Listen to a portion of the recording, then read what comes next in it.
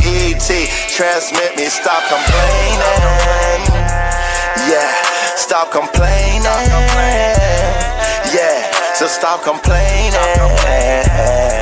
Bitch, niggas, stop complaining. When it's raining, niggas, stop complaining. When it's raining in the field, you know this shit is touchy, shit is bloody as fucking real. Stop complaining when you make a mistake. Pick up your rake, clean up your shit. Motherfucking tidy up real quick. Stop complaining. Yeah, I saw that fucking scrape. I know it's bleeding and shit. I know it motherfucking feels like a toothache. It fucking paining. I see you over there straining, so stop complaining. This shit is fucking in tune when it's fucking raining. You're supposed to calibrate. You're supposed to praise the Lord, get on your knees for Jesus' sakes. Yeah, I stick the middle finger up to the jakes that come through and try to earthquake and shake my motherfucking math equates. I say stop complaining when it's raining. Understand the shit, fucking understand it's fucking explaining you to what to do to move it forward. That is true. 1, 2, 3, we understand it's G-O-D. Salute to the Soul Wonder Nation family. It's our tree, it's our roots. We salute, yeah, we in the truth. So stop complaining, motherfucking study. You better sit back and grab you a buddy and fucking study. You better do the math. You better sit back and do the checks and balance so you know the half. Understand the motherfucking math. Yeah. Stop complaining, nigga. That shit is fucking draining me. Stop complaining, nigga. I'm telling you, this shit is fucking bigger than you ever thought. Understand this shit, you must fucking move forward. You gotta fucking salt. You gotta fucking salt. You gotta see. Understand that motherfucking family. Understand that 1, 2, 3 simplistic is G-O-D. Stop complaining, nigga. Oh my God, when it's raining, accept that motherfucking shit, handle the pain. Nigga, it's time to explain it. You understand that's fucking the game, that's fucking how God named it. He named it the motherfucking life and death play, Alpha and Omega. Understand this shit is fucking in tune with the shit. Player, are you in the game?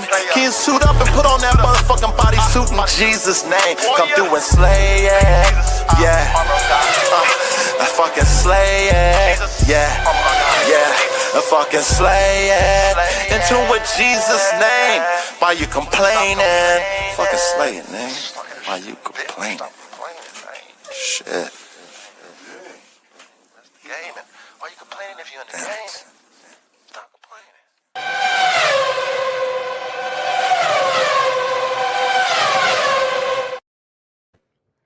Good Thursday night, world, and welcome to another episode of Lab Talk with the Dog God, aka the Coach 3I, aka the Elon Musk of high performance working dogs.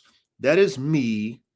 He is I, and I am him.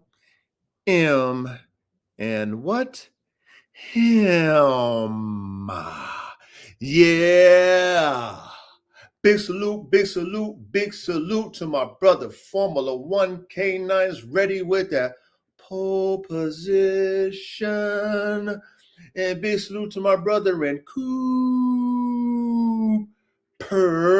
my brother Cooper, with that second place. And big salute to my brother Kevin Lazando 649 in the building with that third place, that 1, 2, and 3 E. That's right, that 1, 2, and 3, man. And salute to all of you guys who are trickling in, getting cozy, getting ready to, have your seat in the classroom, man. Go ahead and get cozy, man. Get ready to come up on here and enjoy the class we got for you today, because just like we've had many other Thursdays ago, man. Yes, we got another one that you don't want to miss, man. Shout out to our executive producer, Formula One K9 is ready, man, with these different type dogs, man, that we get to learn about over here, man, that we get to reverse engineer.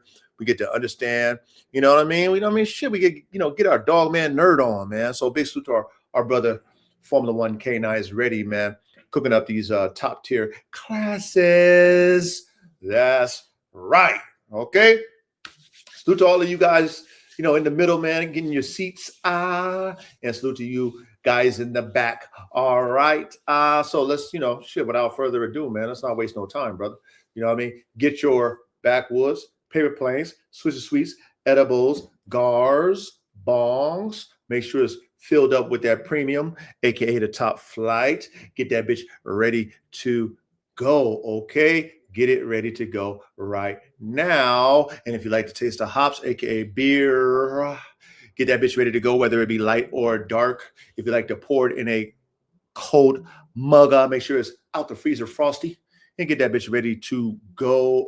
Okay. If you like it a little bit stronger, you want to go ahead with that hard alcohol, man, light or dark. Get that bitch ready to go too. And if you like to coach, I like to take my alcohol, mix it with a little something here, something there, give it a little flavor like I already got on deck. Always keep it simple because life is so hard. I use that KISS method, you know what I mean? And so I got my vodka lemonade. All right. So what we gonna do? Okay, we're gonna root it up. We're gonna do this in threes. All right, and then we're going to cheers it out at the end, all right? So here we go, men. Here we go. Y'all ready? I'm sure you guys are ready. Here we go. Let's go. 1.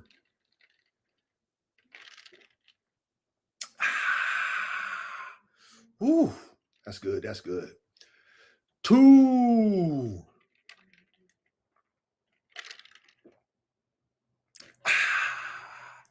Ooh, that's good. That's good. Let's go ahead and root it up, man. Let's go ahead and root it up with that 3, man. 3. Let's do it.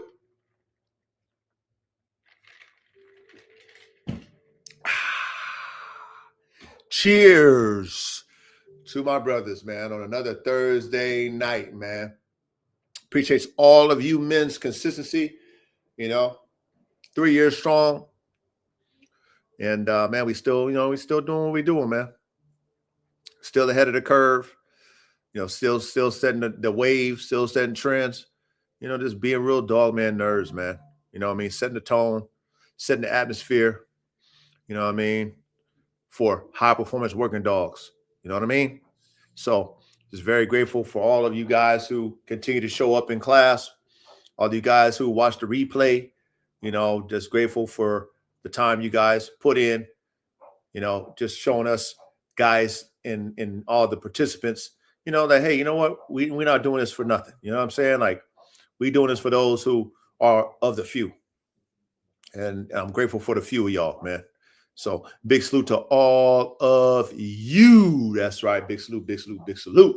Now, Lucky Mills, Lucky Mills, Lucky Mills. Big salute to my brother and Lucky Mills. We got my brother Matt's Triassics Exotics in the building. Hey man, I hope you you navigating and figuring that out, Matt. You know what I mean? Hopefully there ain't nothing that you can't solve, brother. But my prayers are with you, my brother, man. I know you can dial it up and figure it out. You know what I'm saying? You can weather the storm. You know what I mean? So big salute, Matt's Triassic Exotics. Yeah.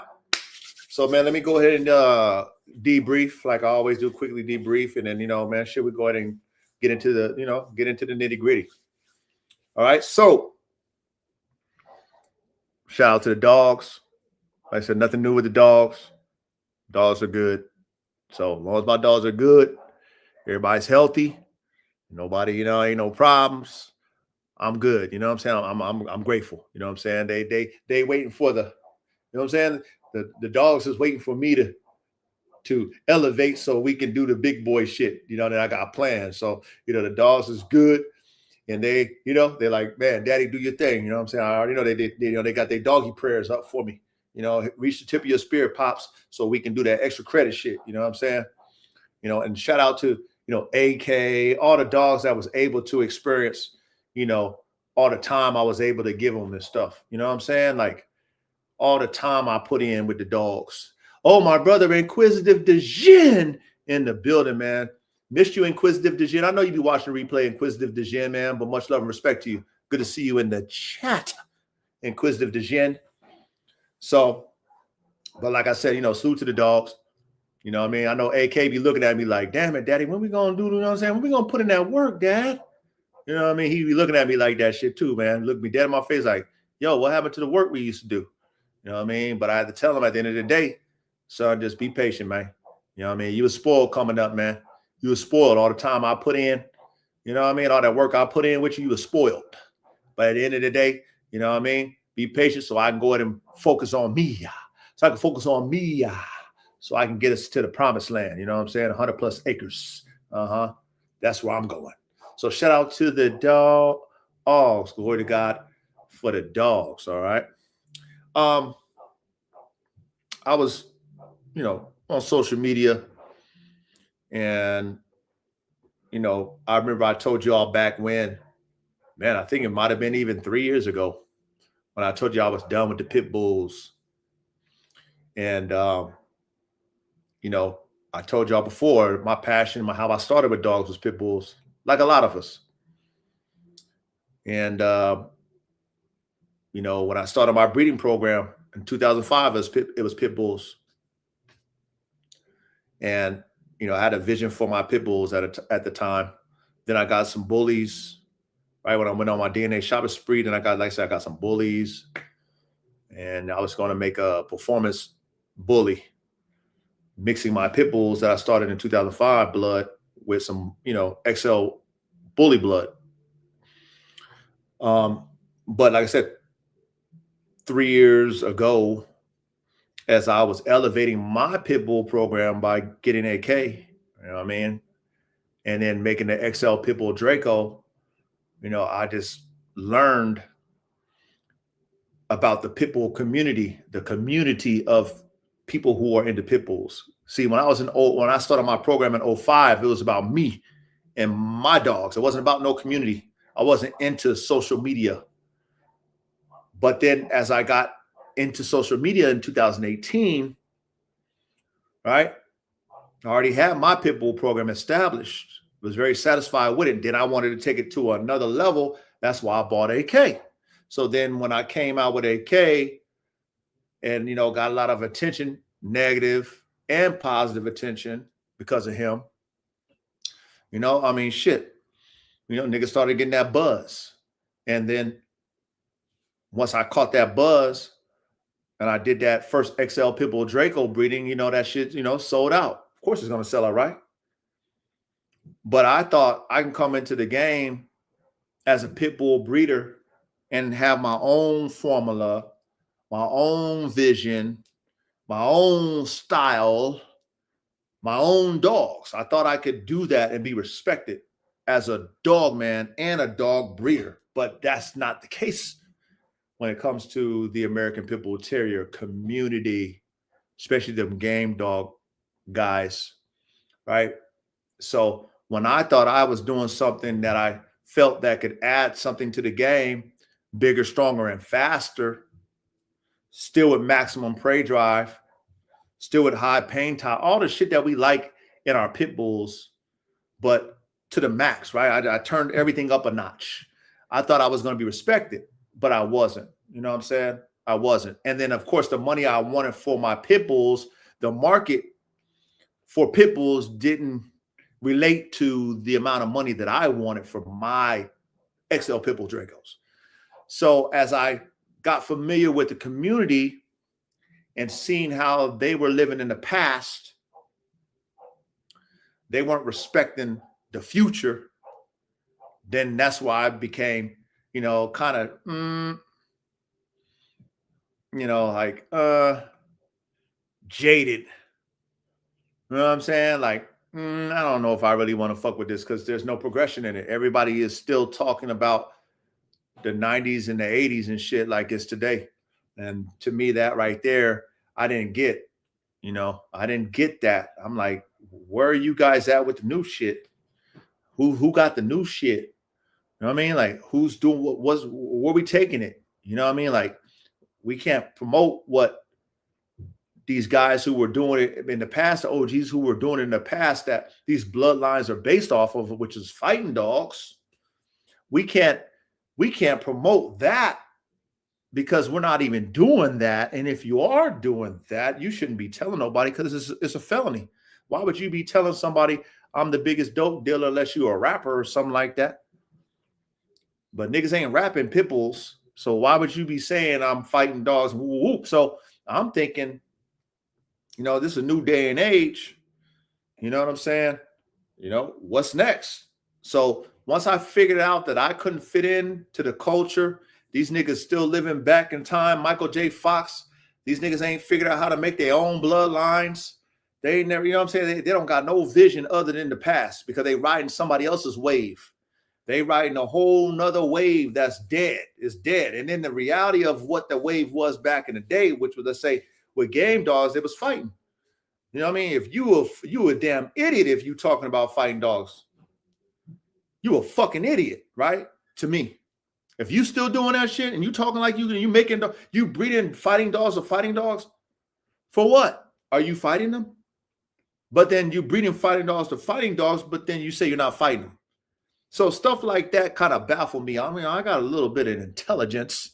I got a little bit of common sense. So when I be hearing shit and niggas acting like they ain't doing shit, but they talking like they doing it, but they ain't, that shit just kind of like, I just kind of got hip to it, y'all. So remember I told y'all, you know what I mean? I told y'all, man, about 3 years ago, at least 3 years ago, probably more than that I was done with the pit bulls, done with the pit bull community.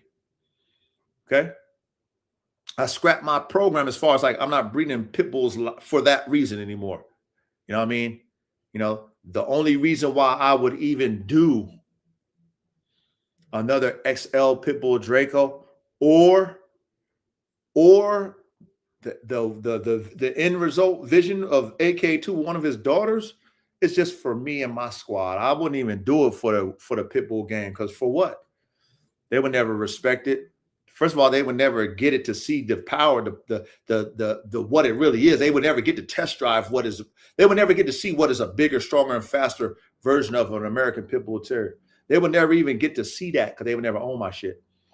Okay, so that would only be for me because I got the remnant of my pit bull original sauce. I got Shaka and Jaws semen still in my fucking lab. So I can always cook it up what I started in 05 and what I got now, just for me and whatever, in the team, whatever we got going on, I can do that. But as far as like trying to come out there and promote, and here, I'm going to show y'all some new shit. You know what I'm saying? Get a taste of this, man. Put this on your yard. You know what I'm saying?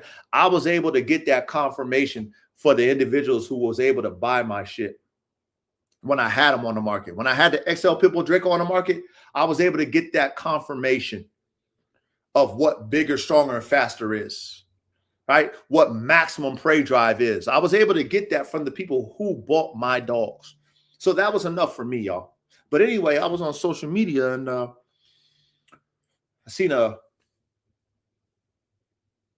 YouTube,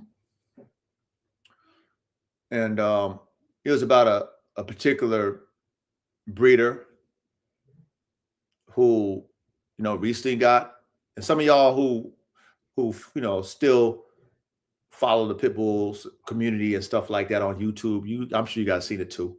But a certain individual got his dogs taken, and not just taken, but put on television and had the the Humane Society vans and trucks and the whole theatrics. And that individual, the authorities came in with the warrant. So that must meant to me, right? Which I know these type of things, anybody's that dealt with law enforcement, you understand this type of shit. That means that they were already investigating the individual before they get a warrant signed by a judge, right? To execute whatever they came to execute, which was a seizure of all this individual's dogs. So when I seen that, it brought me back in time in my mind when I first seen the individual, probably maybe 15 years ago, at least, on the internet promoting his dogs and where he started and to where he is today. And so I felt sympathy for him because I knew his journey and the time he put in his dogs. And then not only that, him moving to a certain area so he can do his dogs in a certain way, right? And to see that situation happen to him, it goes back to me 3 years ago when I said to myself, I'm cool. Why would I make my dogs, this is me, bigger, stronger, faster with maximum prey drive when they can't even use what I put in them? Why would I tell you, if you buy my dog, okay, hey, make sure you keep that dog by itself or just socialize it in the way as a puppy? I always tell people, take my dog, socialize it. If you got other dogs, socialize them so that if they ever get into a scuffle, they won't take it to the point of no return. What that means is they won't take it to the point where one of them ends up dead. I have dogs that have maximum prey drive, and they will take it to the end. The ones with maximum prey drive, they will take it to the point of no return. So if you're not automatically taking that puppy, like I told you when you get my dog, socialize it, love on it. If you got other pets, raise it around it. If you see anything, them scuffling like regular dogs do, get in between it, correct it so they understand. They don't have to take it there. Okay. I've demonstrated that multiple times with my own dogs, showing you guys, telling you guys what I do with my own dogs so that they don't take it to the point of no return, even though they can. I take them as puppies and groom them that way. And if I have a dog that don't get it, like for example, Black Hawk, he don't get that, regardless of me putting that in his mind. He want to take it there every time. So then what I do with a dog like that is say, well, you know what? You don't get it. So you're going to always have to be by yourself. Because you can't turn it off. That maximum prey drive is so tuned into your DNA, so imprinted in your mind. No matter what I teach you, you'll still have the desire to end it. You're going to have the desire to make whatever you biting on, don't move no more. Now, when that situation happened to this particular individual recently, I just remembered the time when that individual was promoting his kennel and dogs as if, he don't do this and he don't do that and he don't promote this and he don't promote that, right? Now, I don't know the details, but I know how authorities play ball, okay? Now, if any of us have dogs, I'm sure we all have dogs, and if you guys have multiple dogs, the first time you get a visit is going to be by animal control. They're going to come through, knock on your door, pay you a visit. That's the first thing they're going to do. They'll check your dogs, they'll check you out, give you a warning, whatever, write you a ticket, whatever, right? Okay, I've been visited by animal control multiple times. Okay, thanks to neighbors, okay? Now, that's the first thing. Now, if you smart, you're going to comply, you're going to make sure you're good, so that if there's something that comes across their desk, when the authorities get something and they call up animal control, hey, man, we need to go do this. Hey, man, I checked him out already, man. He's good, man. What are you talking about? All right, no, he's good. Because, they communicate. Law enforcement, animal control, all the shit, they communicate, right? Because that's who's coming to get your dogs, animal control and shit like that, right? So when I seen this situation happen to this individual who on the surface and what he portrayed is, everything he's doing is above par and, giving the young guys advice on what they should do and what they shouldn't do, right? All the stuff that for someone like me, I would love to give you the benefit of the doubt. I would, because I know that individual really had love for his program and put everything in his I know that. I know that for a fact. I've seen the growth. However, when you in a community like the American Pit Bull Terrier community, it's a lot of fuckery, fuck boys, just fucking down and dirty, fucking it's just a lot of fucking trash individuals that own these dogs, that do things with these dogs, even though they act like they don't. Or they associate with people who do things with these dogs. Now, when you promoting old bloodlines that are fighting dogs and you're selling these dogs based off of these old fighting bloodlines, come on, man. What the fuck do you think? Who is buying these fucking dogs? Are they buying these fighting bloodlines just for pets?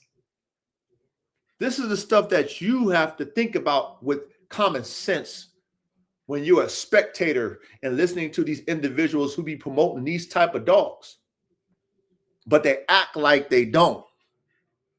They act like they don't do anything or don't associate with people who do these things with these dogs. They breed these type of dogs with these bloodlines and they don't sell them to people who's fighting them. Right? Or if they did, they don't know. Oh, I didn't know they fight these dogs. I don't promote that. No, well, hold on. Every bloodline you're talking about are fighting bloodlines. So when I see stuff like that happen to individuals like that individual, it's like, bruh, niggas work so hard to be fronting on the internet. See, when you're on the internet, you better be especially when you're fucking with like illegal shit. You know what I'm saying? Illegal shit. You better be a capping ass motherfucker, or you better be a motherfucking nigga that don't talk nothing. You better not be. A matter of fact, you shouldn't even be on the internet if you with the shits. Because eventually, right? Eventually, the shit that you involved with, whether you actually doing it or not, the people that you involved with will get you caught up in it. And to see that happen to this particular individual, I mean, I was sympathetic, man. I was hurt because I already know how much time he put in it. I was hurt for him. And then for them to parade him on TV like that. You know what I'm saying? Not him, but his dogs. All his years of work, they took every goddamn dog. Everyone. Imagine that, men. You put all the time in, years, money, all your blood. He better have some semen. That's what he better have. Hopefully he got some semen on deck. Then, it ain't all the rap. You know what I'm saying? And hopefully, he can, whatever he got going on, hopefully, he can beat it and he can pay for his dogs back and get his dog back. God willing for him. Because I know how much money and time he put in his program. I know it. I mean, I've been watching it. But to see the people execute a warrant, that means he's caught up into something when they got a warrant. All that Pharrell, and I hope it wasn't the Pharrell. What I mean by the Pharrell, the fronting like, oh, I don't do. But a lot of these niggas that be promoting these type of shits and these dogs, they really do the shit, or they tied into people who do the shit with their dogs.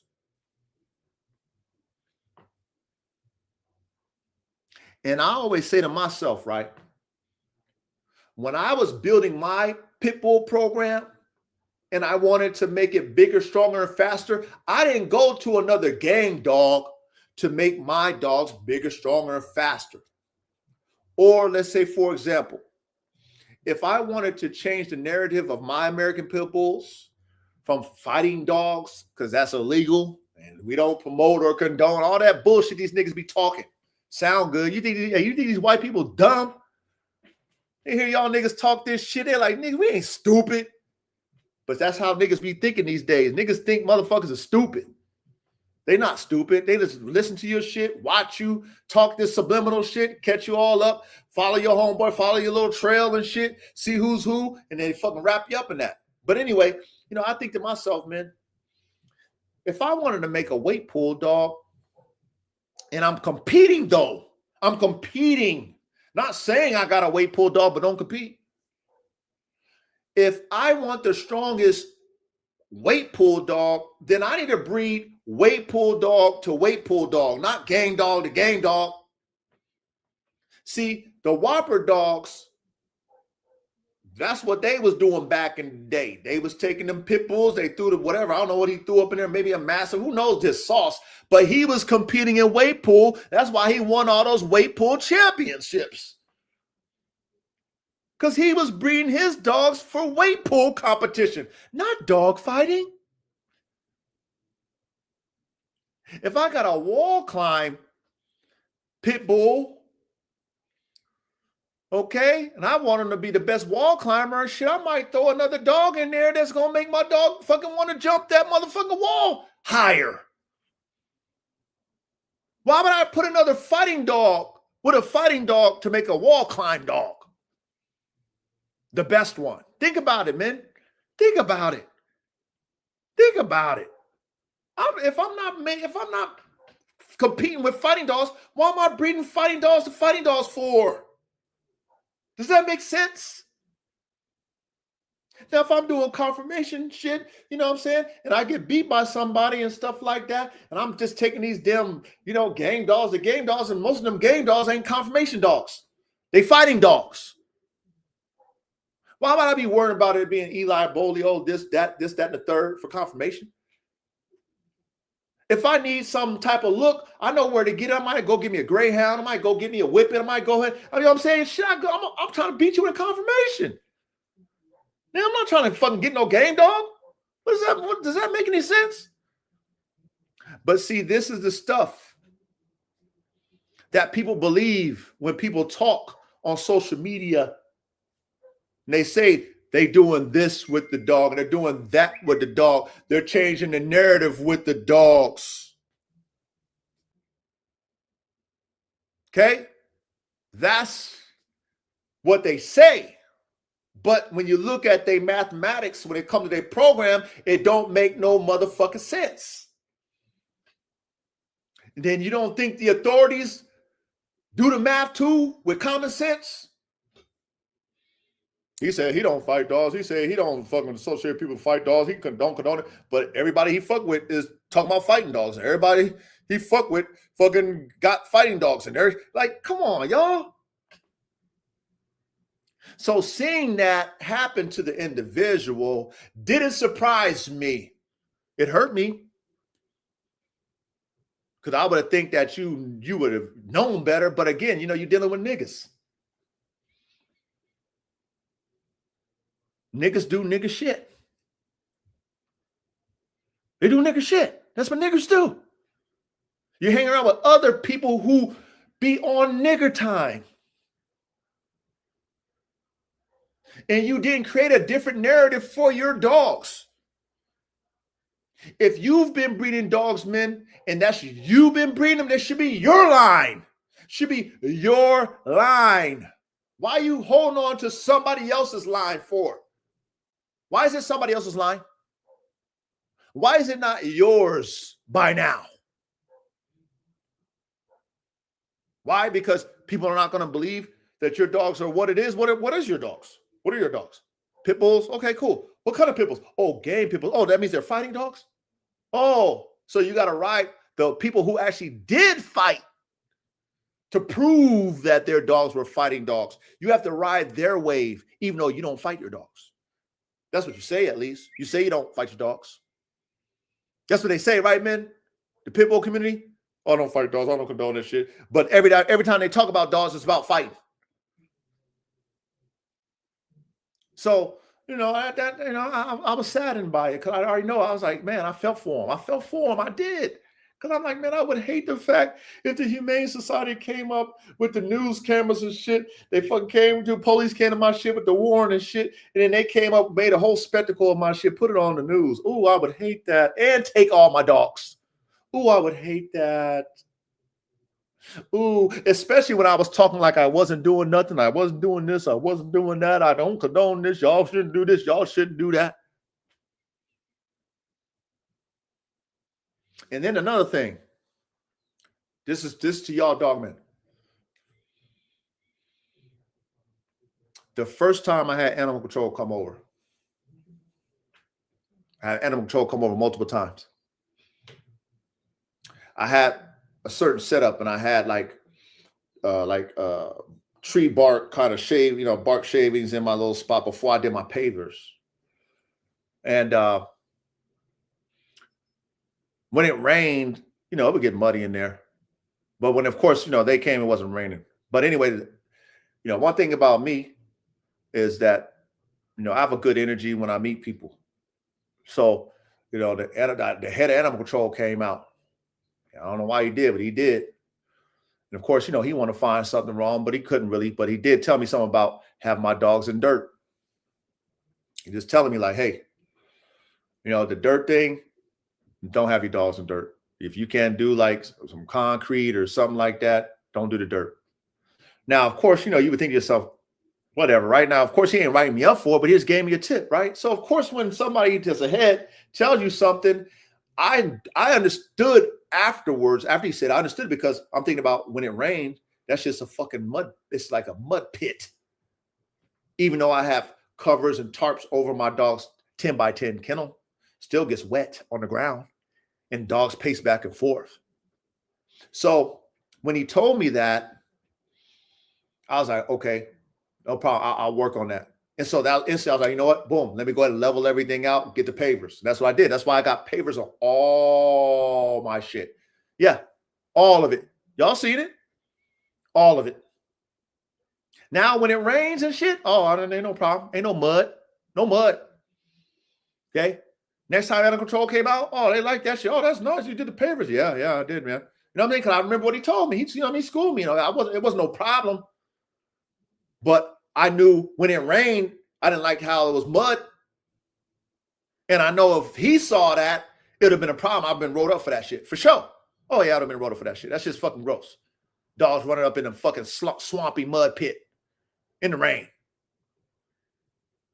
So when I seen, the footage, dogs in a fucking sloppy mud, just slopped out mud, that's just fucking sick. It's fucking ugh. You already know that's all bad. Now, I don't care how well taken care of. If your dog's in mud looking and slopped out like that, they not shit. That's not a good look. But you know what that would have took? That would have took, somebody, hey, go ahead, in them chain spots. If you want to have chain spots, go get some rocks. Get some rocks and, that chain area, put rocks on that motherfucker. Go get you some rock, truckload of rocks, man. Get your boys out there, shove them out there, all in that chain spot. That's way better than that motherfucking mud. If you can't do pavers, why don't you do the rocks? Do the rocks.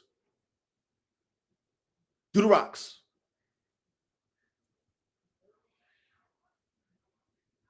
But see, you don't think about these things, right? Because you're still thinking in the past, having dogs on chain spots.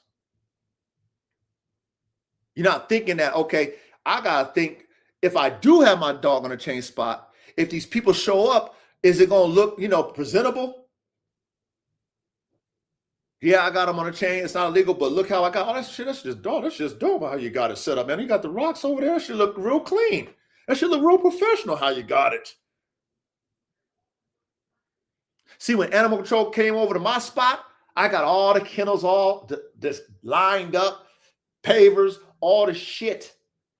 Y'all see my shit? They're not going to say nothing but, man, this is just a good setup. Nice setup. Thank you. Ain't going, oh, man, it does. Yeah, thank you. Imagine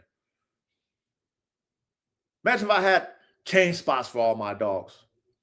where they can just run around and run trenches in my fucking, on my property, what the motherfuckers would say to me.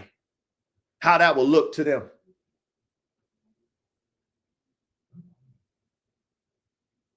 These are the things that you as a dog man, y'all better think about. You never know when your neighbor gonna call a fucking animal control on your ass. Okay? I couldn't risk my dogs breaking off of a chain or breaking out their collar. I got too many type dogs with fucking prey drive that will fucking, I don't want no yard accidents. So I put all my dogs in their own kennels and I got locks on their latches, all the shit. Some dogs that jump out, I got roofs over top of them so they can't jump out. You know what I mean? I let them roam around in they shit. They got pavers. So if they like to pace and do all that shit, it ain't gonna be a muddy, sloppy mess.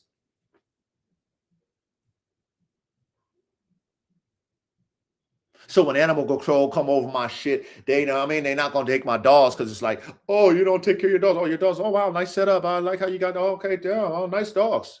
That's what they're going to say. That's what they said. Except for that first time, you know, he gave me some game. He gave me some game. He said, don't have no wood. He said, don't do no wood because the wood is porous and you got a lot of bacteria gets in wood. Now, you people got them wood. They got the wood for their dogs. He told me, don't do the wood. It's no good, which makes sense. It does make a lot of sense. Okay, so I didn't do wood.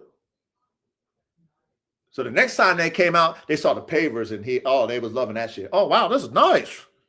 Oh, I like how you did it with the pavers. Thank you, sir. Thank you, sir. I remember what you told me. All right, yeah, man, nice setup. I like that. You know, like, come on, y'all.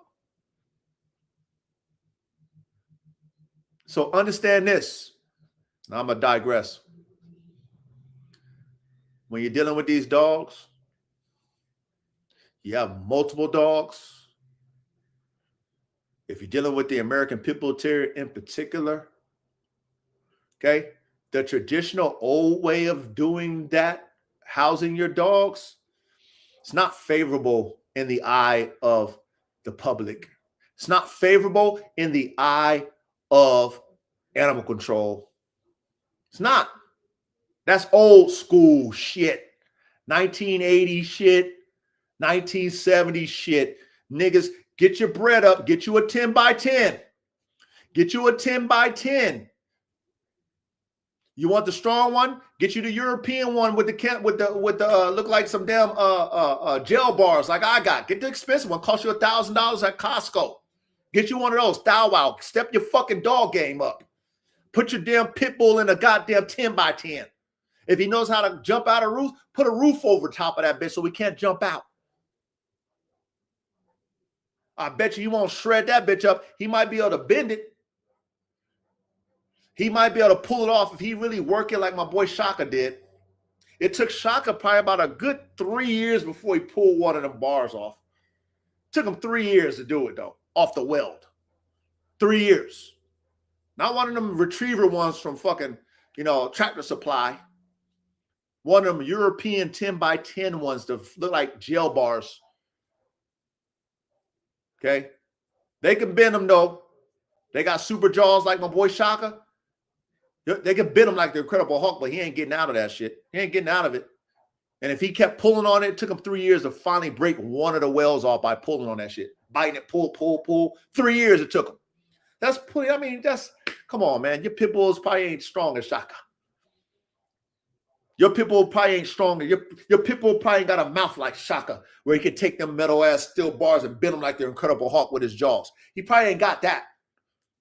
And if he does, it's better than, the look of that, man. The look of a nice 10 by 10 with pavers is way better than the chain spot. Your dog ain't breaking out of that shit. He ain't breaking out. And if he do, it's going to take him some time. And if he does break one, you can buy a replacement panel. It's nothing. Replace the panel, boom. Take him another 3 years. But you know what? That costs money, man. You got a program. Why you not spending the money? Huh? You got top tier dogs? Why you ain't got them in a nice little top tier setup? That's going to protect you when animal control come knocking at your door for whatever reason. To stereotype you and say, yep, every goddamn pit bull fucking y'all we go to is looking just like this. Same setup, same bullshit, same. Yep. Already put you in the bag. Instead of coming to your shit and seeing your shit like, damn, I know I know how much those cost. You know what I'm saying? They ain't game goofy. Animal control ain't game goofy. Damn, I know how much one of them damn 10x10 cost. Damn, I know how much them pavers cost. Damn, I know. I mean, like, oh, I see you got the roof on your shit. Oh, like, you know what I mean? Motherfuckers, it's like, okay, you got your shit together. You got your shit together. All right, I ain't got to fuck with you. You know what I mean? Whatever the complaint is, okay, cool, whatever, we'll figure that out. But other than that, your dog's in good condition, you know, boom, ain't the stereotype? So it's just unfortunate for that individual that happened. I hope that he figures it out. I hope that, you know, I hope that he figures it out, whatever it is. I hope that you know, he can redeem himself. I hope that he can even get his dogs back, because I know how many years he put in. Oh, I know how many years he put in. And it's unfortunate that they took all of his dogs, all of them. And when they come with a warrant, that's a whole different playbook. That's a whole different playbook when they come with a warrant to take your shit. And they put your shit on, they put you on TV. That's a whole, that ain't no little fuck, that ain't no little thing, man. That's something else. So if you, and I close with this, if you are a pit bull owner and you on the internet talking, like a lot of these people do nowadays, they like to talk. You talk about champion this and champion that and dog fighting this and dog fighting that. You talking that shit, bloodline, fighting bloodline this. Trust me, these people are watching you talk. There's also people out here that are literally watching you to tell on you. Activists watching you to bring them people to your house.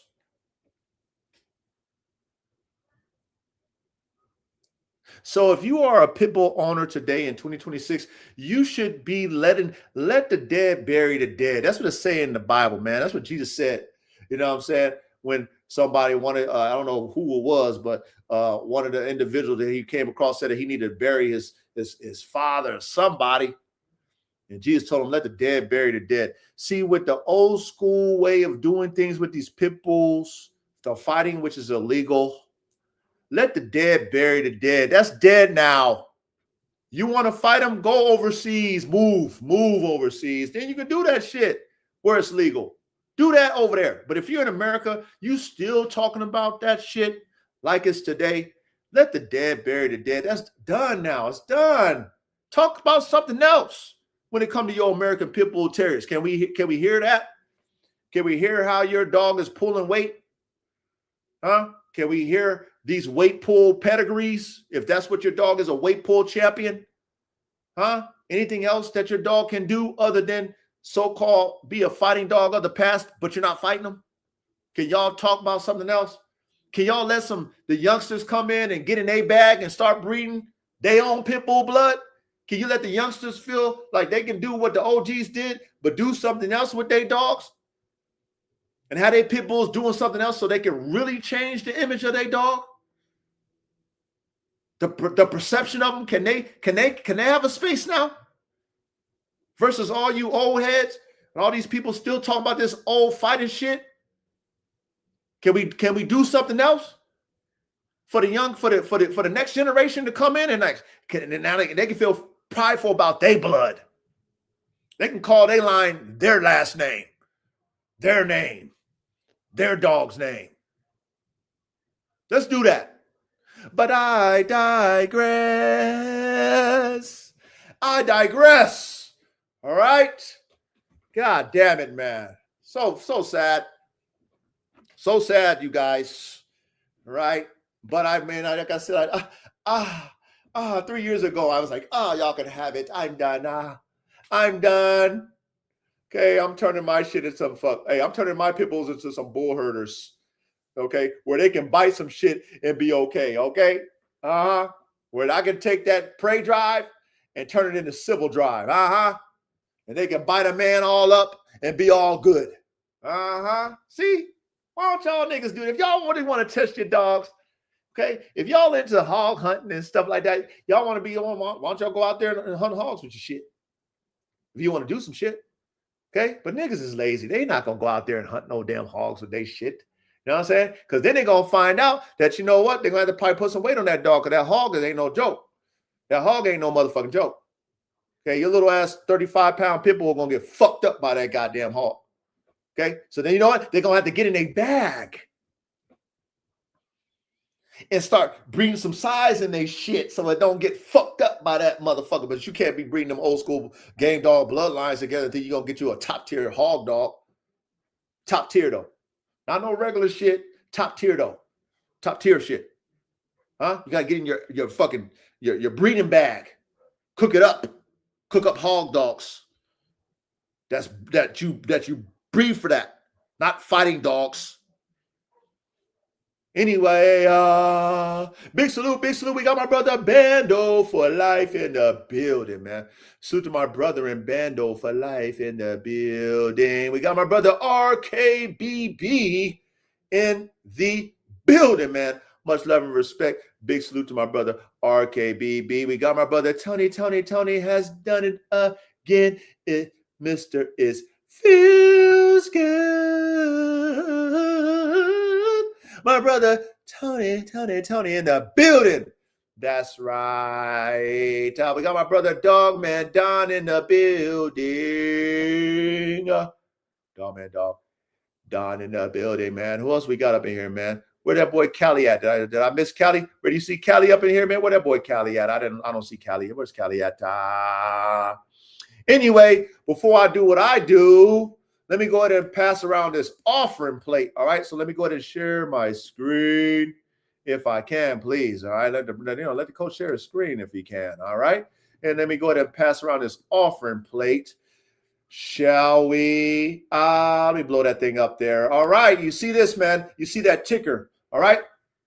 Now, please go ahead and support, the movement, the Formula One canines movement, the time that we put in as a squad, the time that I put in every Thursday night to communicate with you guys, to teach you guys these X's and O's when it comes to high performance working dog man engineering. That's why we got lab talk over here, because we were true fucking real life nerds, real life dogman engineers. You know what I mean? The ones, the trendsetters, man. That's who we are, man. You know what I mean? The ones that really set the tone, set the wave for what's next. We're forward thinkers when it comes to these dogs. We really are nerds. All right. So please go ahead and support the movement and put it in your browser, man. Okay. At Formula One K9sgear.printful.me. Again, go ahead and put it in your browser. Formula One K9sgear.printful.me. You see it over there scrolling on the bottom of the screen in the ticker. Go ahead and do that, and go ahead and get you a hat. Go ahead and get you a hat, man. All kind of variances, all kind of different styles, colors. Man, get you a hat, man. It's just hard. Shit is dope. All right. Come on, man. You know what I mean? Frames, Brains, and Motors hat. We got the coach hat. You know what I mean? We got the dog emblem hat. Come on, man. We got it all, man. We got it all over here at Formula One K9sgear.printful.me. And if you go over here to the clothing, we got the shirts. That Red Bull, man. Every time, that Red Bull shit is so hard. That Red Bull shit is so hard. Shout out to Buff Dogs. Buff Dogs, the Red Bull, legendary Band Dog, Red Bull, Buff Dogs. I still got 2 straws of him left. You know what I'm thinking about doing in the future? I'm thinking about taking one of them Red Bull straws and putting it into my Kangal bitch.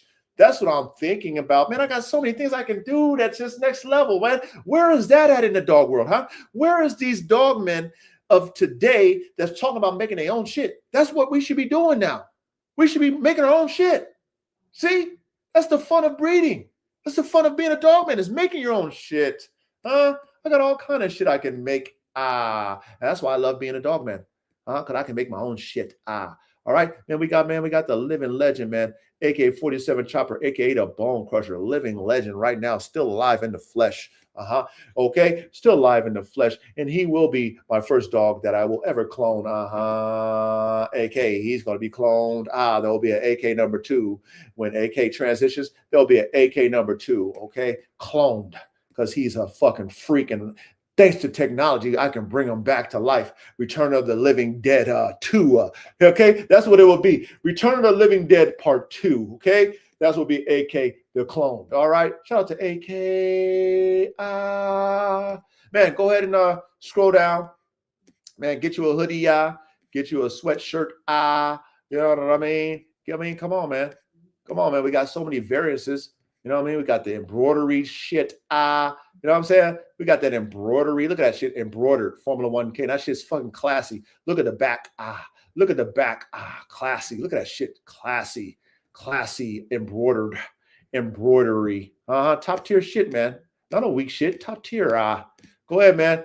Put some money in the offering plate for those of all of you who have, contributed to the coach and bought you some gear, man. I'm very grateful to each and every one of you. Okay, very grateful, man. Look at that, man. That's just so hard. Coach, that 3. We got Formula 1 canines on the sleeve. We got the Formula 1 canines on the chest. That's just so fucking hard. Man, go ahead. That hoodie's hard. Get you a hoodie, man. Go ahead, go ahead and shop with me at Formula 1 Canines Gear.printful.me. Again, one more time, coach. That is Formula 1 Canines Gear.printful.me. Put some money in the offering plate, man. Put some money in the offering plate, man. Go ahead and donate to the coach. I would greatly appreciate that. All right. Let me digress the screen right here. Let me digress the screen. All right. Boom. Let me put myself on this motherfucker right now. All right. Can I do that? Boom. All right, man. Hey, ready? What's next? Ready? What's next? What's next? Ready? What's next? Rock Solid Pits in the building. My brother Rock Solid. Hey, my brother Rock Solid Pits, man, got some cold ass bull herders on deck, man. All black bull herders on deck, man, with the fucking close, tight ass fade.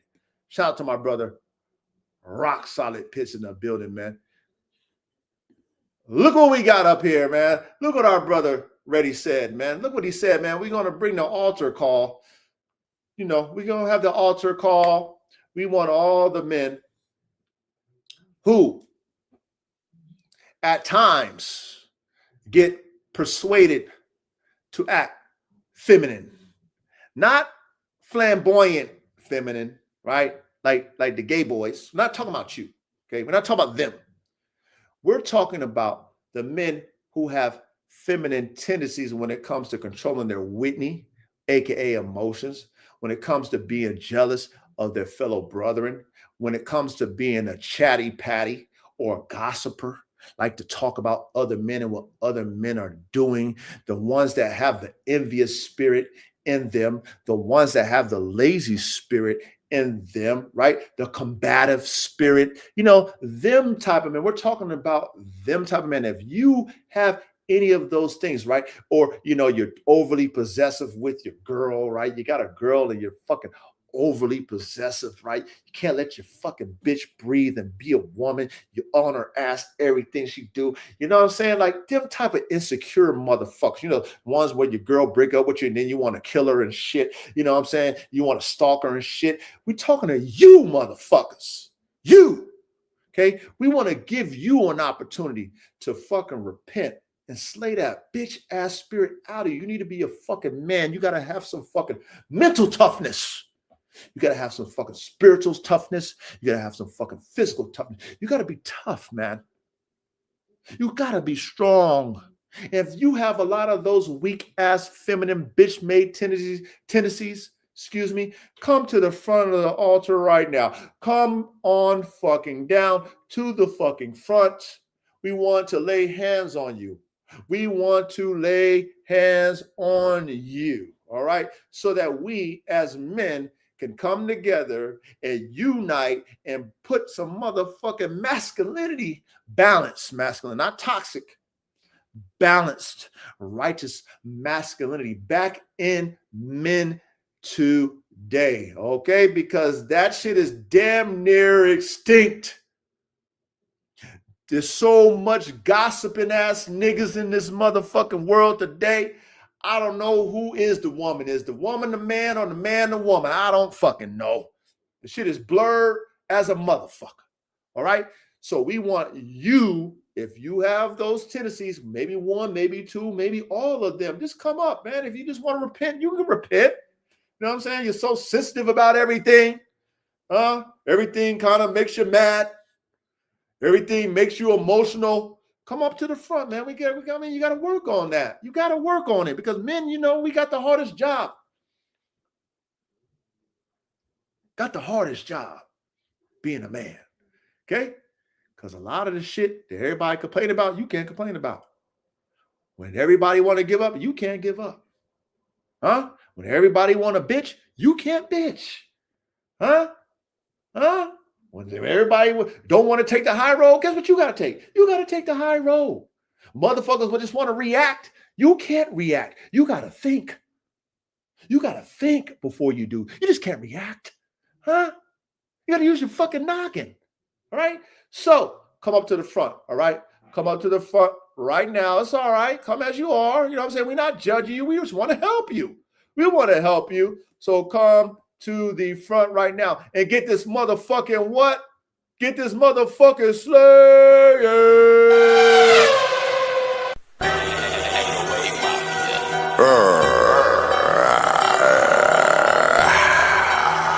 Yeah. ET phone home, yeah. ET phone home, yeah. Talking ET phone home, yeah. Tuning T.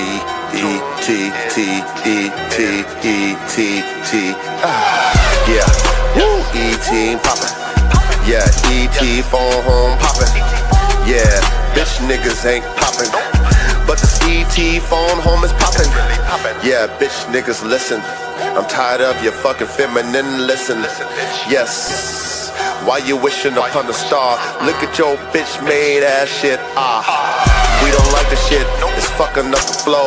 Look at y'all fake niggas, don't you know? I can't stand this shit, it's too slow. But y'all niggas falling into it, yo.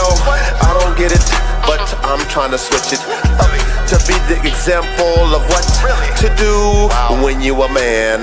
Look at me, I'm not flamboyant with my hand. I'm not flamboyant in my mental. I'm fucking strong, yeah.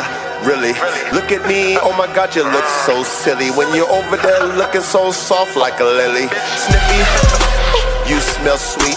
Look at over there, you ain't got meat. Matter of fact, boy, you pretty neat. Pretty soft, really bitty, diddy, real petite, real subtle. But a man don't what? No, a man don't want that shit. We don't want that fake shit. We don't want that feminine it. Nope. We like the real. Simp niggas, you know the deal. You so soft, Microsoft. You so soft, pussy soft. Pussy lips. Yeah, these bitches want dicks, pussy lips. Look at these bitches, they want dicks and pussy lips. Yeah, the shit is flipped, look it. Girls with dicks and niggas with pussy lips. So fucking sad. Oh my God, I prayed to my Lord. Yes, that's my dad. I say, Lord, are we gonna be extinct? He says, T, what do you think? I'm like, shit. Devil, please quit. I'm gonna stand beside it, yep. I'ma rep the real man with my dick in my hand. Bend them over, show them the plan. Yeah, that girl be like, I thought you know niggas was gone. While she's moaning with my fingers in the she be like, oh God, yes, what? Yeah, you simp niggas fell. Instead of you getting head, you giving. You over there eating that puss. Look at that girl, she squeezing on you, yeah, she squeeze on your gush. Yeah, she be busting on your gush. But she busts in your face, what a disgrace. Switch it up, yeah, you a disgrace. Hey.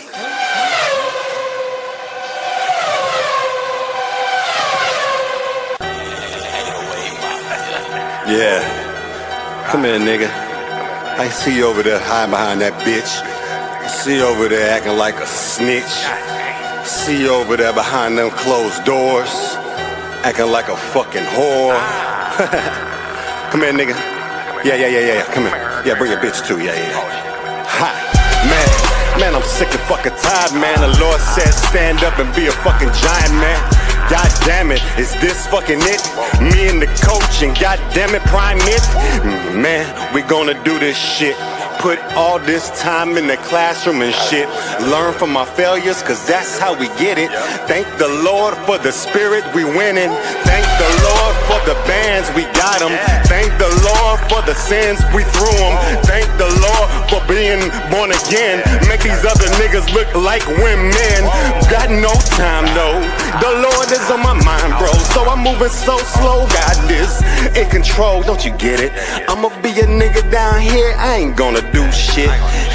When the Lord moves, I'm just gonna be a broom and sweep these bitch ass niggas off they fucking path. Cause y'all math is all wrong. Got y'all wearing dresses in the spirit and I can see that shit all along. So I'm gonna keep moving on my goddamn path. Got the Lord in my motherfucking class. And he at the chalkboard, it's the coach. He said, look here, I'm like Freddie Roach. I teach you what I've done. Understand, be a man, be a son of the Most High. Look at the fruit from your tree. If it's rotten, nigga, put yourself in the mirror and be guilty.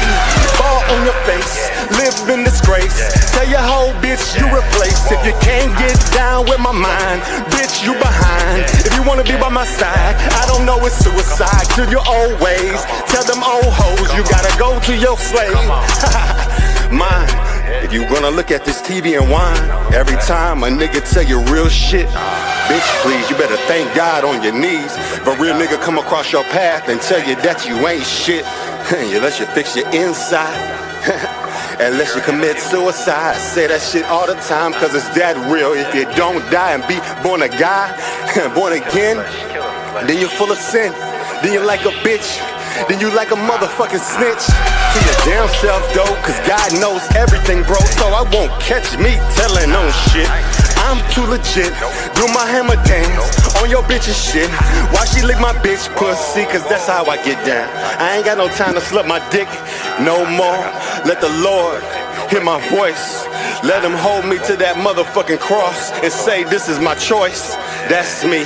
Y'all bitch ass niggas sit around and be empty. The spirit fills me up so I'm so fucking full. If you get your cup up to me, nigga, you might get us fucking full.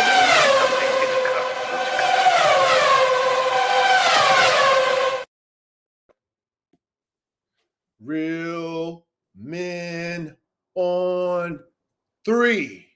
Real men on three. That's right. That's right. Now, without further ado, man, let's cook this classroom up, man. Let me go ahead and share my link. And we're going to do what it do, man. We're going to cook this damn classroom up. All right. So let me drop the link right here, right now. And let's cook, y'all. Another great one.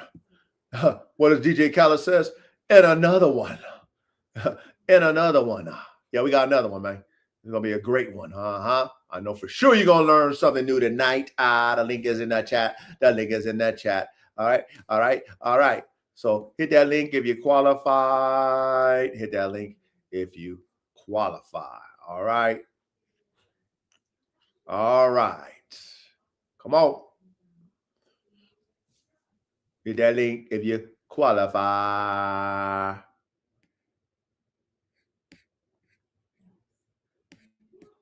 Hit that link if you qualify.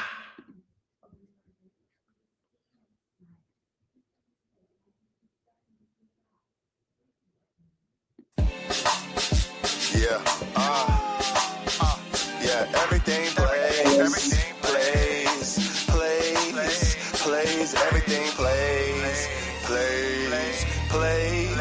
yeah, everything plays these days. Ready? Salute, coach. Yeah, salute, man. Where that boy Cali at, man? Yeah, Callie said he gonna be like a little late. He running a little late. Oh, okay. All right. So should we give him a little bit of time? Yeah. Let's run this. Let everything plays again, man. Fuck. Run that everything plays, man. Yeah, everything plays. Everything plays. Plays. Everything plays. Plays. Yeah, everything plays these days. Everything plays in the last days. If you watch out, as you're watching, if you watch around, nigga, listen to the sounds as it twists in, as it blows you. Can't you know the devil will control you? Everything plays. 1, 2, 3. 1, 2, 3. Yeah, cause everything plays. We're winning. Yeah. Full of sinning. Oh, thank the Lord Jesus came, I'm winning. Thank the Lord, I slayed this flesh down. Everything plays, I'm born again, yes now. Thank you Jesus, cause you believed in us. Yeah, you're soldiers, no limit soldiers. Yeah, we in tune with Jehovah. We no limit, yeah, no limit soldier. No Master P, yes it's G-O-D. No Master P, cause I said no, D-O-D. Yes, everything plays. Yes, nothing here stays. Nothing here stays, everything plays. Nothing here stays, everything plays. Everything's a recycle, ask Michael. Everything's a recycle, yeah, ask Michael. I'm not talking about the Michael Jack, I'm talking about the archangel up in heaven, yeah, that. Yeah, we soldiers out here ringing the sword. Yeah, we salute every time, my Lord. Everything plays, we're not a slave to none of this world shit, that's not what we do. Everything plays tick-tock every day like the clock in time. Yeah, can't press rewind. Look at that, feel the electricity in your spine. You can't press rewind cause everything plays. Everything plays, everything plays. Yeah, nowadays, in the last days, in the last days, it plays in the last days. Everything, spring, winter, summer, fall, yes, Lord, thank you, Lord, please, Jesus. Thank you, Lord, that you believed in us. Yeah, we elite, soldiers in the streets. We elite, soldiers in the streets. Everything play, even Satan's wave. Satan's wave, he got a lot of slaves. He got him into with the flesh, yeah, fuck the rest. He got him into with the flesh, yeah, he the best. Yeah, he thinks so, cause he moves slow. He go backwards, yeah, don't you know? Cause everything plays, God made him too. Yeah, you didn't know God make everything. Yeah, born again, yeah, I sing. You already know that God makes everything. Mathematics, it's not sporadics. It's not erratic. Yes, it can be erotic. If you can hold your life, them things that's exotic. Everything played 360 mathematical. Sometimes it can get white magical. It can get kinda black inside you. If you don't know what to do, it get black inside you. Everything plays, listen to what I say. Everything plays, listen to what I say. Everything plays. Salute the Lord, yes, salute the Lord, cause I'm in tune with your wave. Everything plays, I'm in tune with your wave. Everything plays, I'm in tune with your wave. Yes, Lord, salute. I don't ever have to shoot. Give me the loot, give me the bounty. Every time I put my works in, you give me the bounty. Everything plays, listen to my Lord, everything plays. I'm humble, yes, Lord, I'm your slave. I'm in tune with you, until the end, yeah, the grave. Yeah, recycle, like Michael, Archangel. Yeah, don't you know? Yeah, we soldiers. Yeah, we soldier. Yeah, we elite soldiers. Yeah, with Jehovah.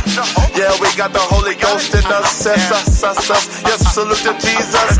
Everything plays, yes, Lord. Everything plays, yes, Lord. Everything plays. Yes, Lord. Everything. Everything plays. Yes, Lord. Ha, yeah, yeah, ha. Everything plays, yeah, these days, yeah, everything plays, these days, ha, yeah, everything plays these days. You think you good, you evil, oh my God, sit on that stand with the squad. Them niggas gonna judge you with that judge sitting there.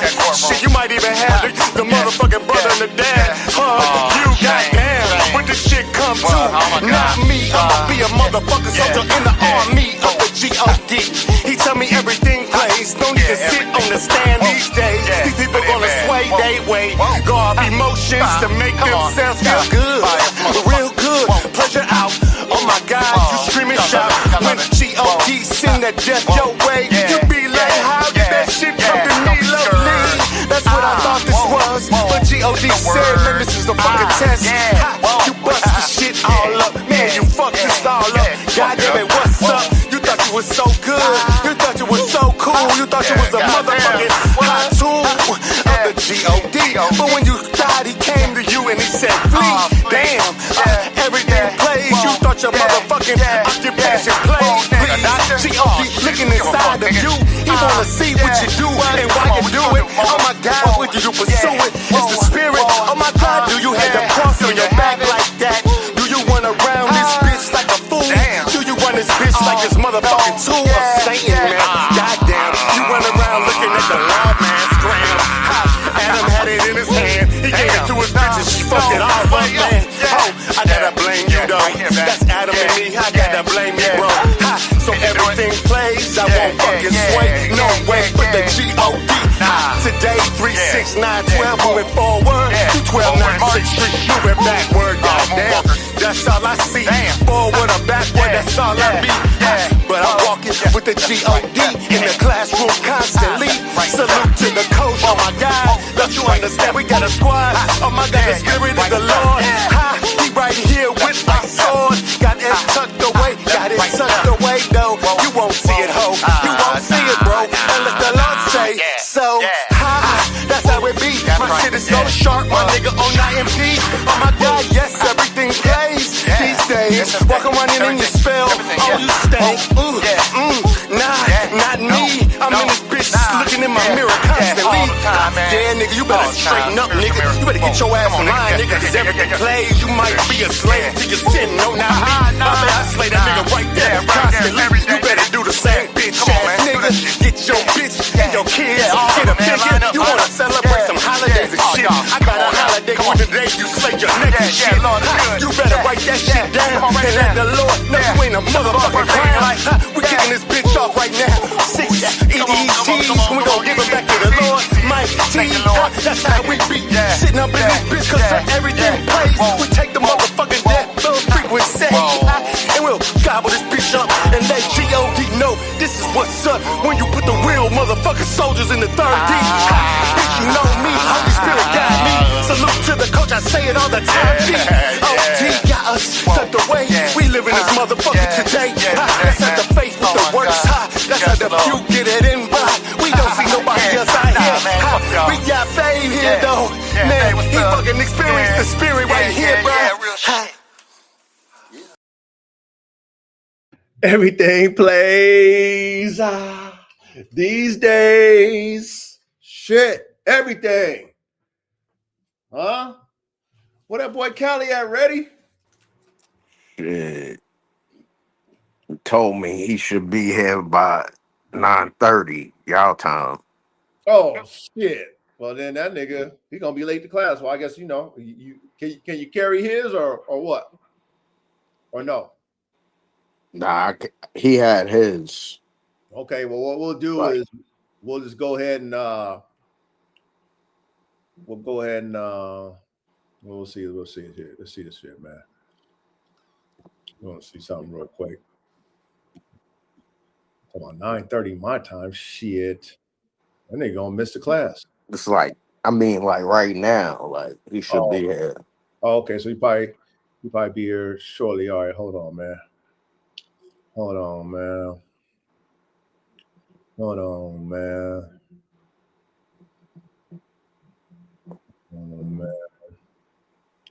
You know what? We'll give him one more ET. Okay, we'll give him one more ET, and if not, we'll start. Okay, ready? All right. Here we go, man. We're gonna do slow and steady again, man.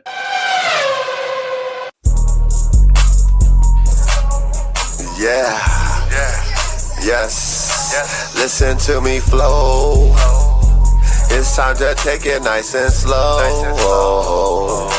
Slow and steady wins the race. It's time to take it slow and steady to win the race. Slowly. You better move slow, listen to the flow. Yes, it moving, yes, it move low. It creeps, it fucking sweeps you. If you not true with the mathematical, You got to move it nice and slow, in control with the flow. Don't you know? If you move fast, I guarantee you won't last. You'll fucking sputter, you'll run out of gas. You gotta take it in stride, my nigga, like Clyde. Fucking get in tune with the tide, you will glide. You got to move slow motion, in tune with the ocean flowing. Keep it slow motion and keep it going. You got to persevere, you got to push, you gotta keep it slow. Nigga, don't you dare when you come and do the fucking stare at me. If you wanna get crappy, go talk to my daddy. He say slow and steady win the race. He says y'all niggas is fast, y'all niggas are a disgrace. The shit is gonna move with time. Guess what, nigga, if you fuck up, you can't press rewind. You better keep it slow and steady. Keep it slow and steady. Oh my God, get on your mark, get set, get ready, go. Listen to the flow, you better keep it slow and steady. Slow and steady. Them niggas that want to go fast, guarantee you won't pass. Guarantee. If your niggas wanna start out real fast, I guarantee you won't last. Won't last. Slow and steady, I keep it slow and steady so I can win. Thank the Lord I'm free from sin, I'm born again. I'm in tune with the frequency 101 GOD 360. We keep it going, we keep that shit flowing nice and slow. Yeah, don't you know? Yeah, we keep it going on your mark, get set, go. Nice and slow and steady, we ready. All y'all niggas is going fast, you'll never last. All y'all niggas that be going fast, you'll never pass. Keep it slow and steady, be ready.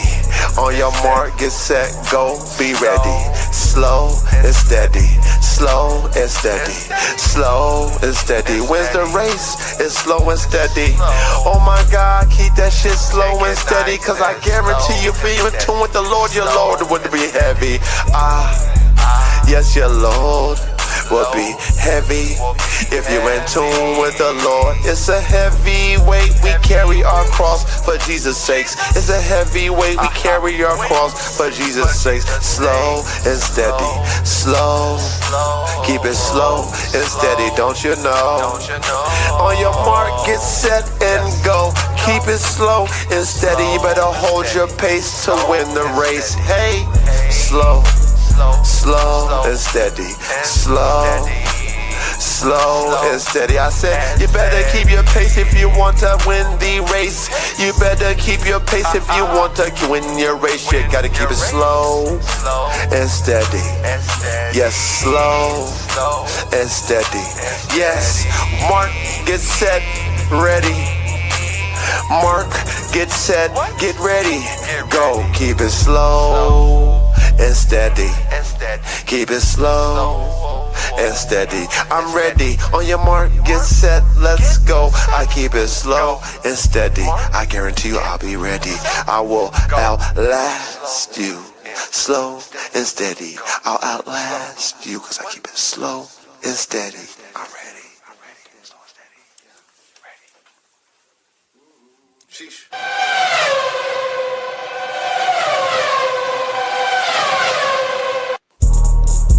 Yeah, ha. Slow, steady, rock it, slow, steady, rock it, slow, steady. Yeah, we gotta keep it moving in this bitch. Hell nah, we ain't gonna have that lazy spirit on us. Hell nah, we ain't gonna have that prideful spirit in us. Hell nah, I ain't gonna try to put that motherfucking car before that horse. Oh no. Hell nah, we so steady all up in this bitch. Yeah, we steady all up in this bitch. Yeah, we steady all up in this bitch. Yeah, man, the Holy Ghost say so. sit down on your ass and learn how to be a motherfucking servant of the G.O.D. And no time to run around this bitch empty. The Holy Spirit said, look, the Holy Spirit said, don't be no crook. Oh, you cannot walk around this bitch and take from another motherfucker and think that you can walk up in the Holy Spirit's kingdom. He be like, nah. You didn't learn how to be motherfucking at peace. You didn't learn how to be walking in the motherfucking peace. Go back and put your armor on. Go back and put your armor on. God damn it, nigga, go back and put your motherfucking armor on. Yeah, we steady up in this bitch, slow and steady, slow and steady, cause we know that the Lord is slow and steady. He's slow and steady, but he perfect, and we just trying to get ready. You do that, understand, slow and steady shit. You round and round this bitch, man, y'all sprinting and racing this shit. No time, the Holy Spirit sit me down. He be like, boy, you better understand this shit right now. No time to wait, I can't relate with bullshit. Pity niggas run around all up in they lazy shit. Oh no time for it. Slow and steady, moving all the time. Got that work on my grind. It's, oh my Lord, it's so heavy. It's such a load. You would be looking at me like, nigga, you so bold. I be looking right back at your ass like, damn, you must be one of them lazy ass niggas that don't know that slow and steady wins the race all the time. Y'all bitch ass niggas thinking that you can get it oh so quickly. Oh my God, oh, you fooling your damn self. Go back to the classroom and understand this work. That break it down to receive the process. Now embrace that shit. Now stop this shit. Oh, you're slow and steady. I have you dealing with your own shit. You can't look around anybody else and stand at the pulpit. Please get that sword and put it to your neck. Get down on your knees and earn some respect from the G.O.D. He wanna know, can you be a servant and wash your brother and your sister's feet? I do not know, you do not understand the steadiness of his hand. Do you understand this land? Ain't shit to him. He gives a fuck about your sin. He gives a fuck where you begin, unless you let the Holy Spirit in. Oh, can you be a servant? Can you do that? I don't know. Do you fucking deserve it? All that the Holy Spirit brings? Probably not. Just sit back and sit in your lazy shit. Y'all don't know how to be slow and steady. All up in this land, 3D. Got you thinking that you're something that you ain't. Ooh, my nigga, gone and faint. When we work, we put it down in this land. Blood, sweat, and tears, oh my God, yes it's here. Blood, sweat, and tears, oh my God, yes it's here. Blood, sweat, and tears, oh my God, yes it's here. Slow and steady, win that race. Blood, sweat, tears is here. Whoa, we do not fucking play.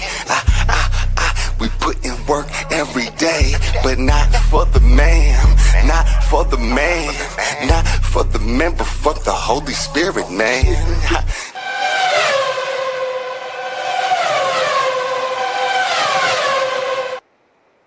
Yeah. Slow and steady win the race, my niggas. Slow and steady. Shit. So I guess, man, we're gonna have to carry it on. If Callie ain't here, we got to carry it on, man. Hey, Coach, can I come in and come back? Can I leave and come back real quick? Yeah. Come on. All right, hold on. Yeah. Oh, Callie's here. Perfect timing.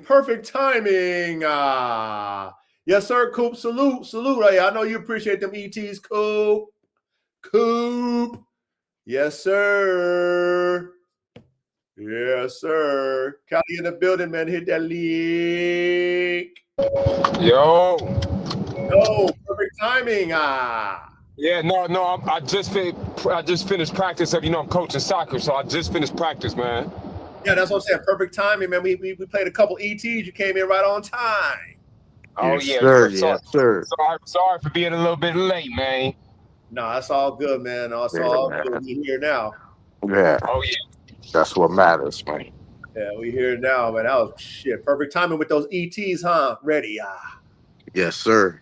Boy came right up in after the ETs, man. So shit, man. Without further ado, tonight in the class, men, hopefully y'all got y'all notes. We're gonna do the Bull Arab versus the Pampa Argentino, right? Is that what it's called already? Pampa? Pampa, Pampa. like Pampers. Okay, so the Pampa Argentino, the ultimate Yeah. big game hunting dog showdown. All right. So, shit, we always learning something over here, men. We learning something over here. All right. So, without further ado, man, whoever want to kick it off, go ahead and do what y'all do, man. All right. So I got the Bull Arab tonight. Um, History and creation of the Bull Arab. The Bull Arab is an Australian dog breed developed in 1972 by breeder Mike Hodgins to hunt feral pigs. The original mix used 50% English Bull Terrier, 25% Greyhound, and 25% German short haired pointer or English pointer to combine power, speed, and scent tracking skills. History and development. Origin. Created in Australia during the early 1970s to clear out wild pigs on rural properties. Original mix. Blended the tenacity of the bull terrier, the speed of the greyhound, and the scent tracking of the pointer. Later additions. Breeders later introduced Mastiff, Great Dane, and Bloodhound bloodlines to increase size, stamina, and tracking range. Retirement. Mike Hodgins stopped breeding the dogs in 1981, but the strain remained established as a top working and hunting dog in Australia. Core traits. Purpose.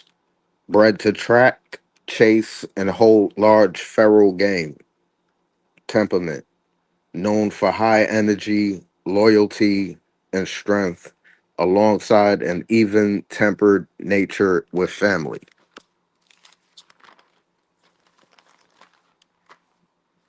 Status. Not recognized as an official purebred show breed by major kennel clubs, functioning primarily as a specialized working and hunting crossbreed. Other names: Australian Bull Arab and Bull Arab. Origin: Australia. Breed status: not recognized as a breed by any major kennel club.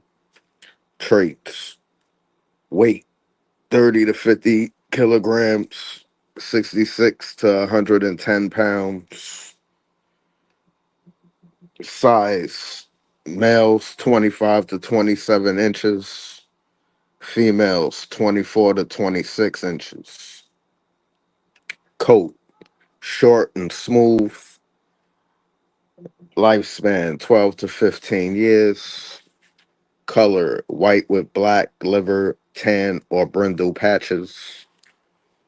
General appearance and characteristics. The Bull Arab presents a balanced image between power and speed. Everything about the Bull Arab should be moderate and balanced. Scars resulting from wounds received while working are not to be penalized.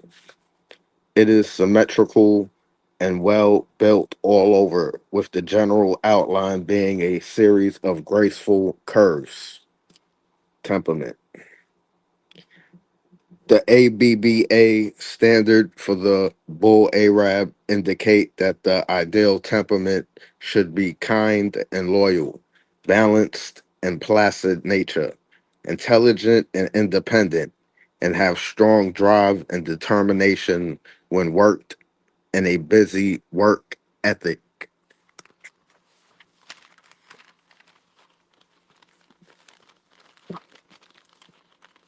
It is noted that the breed must not show any signs of aggressiveness towards other dogs and under no circumstances towards other people. Mislabeling and controversies. Despite the bull Arab's primary breed purpose as a pig hunting dog, there are many bull Arabs that have become companions and pets due to what is described as their loyal, gentle, and sweet natures.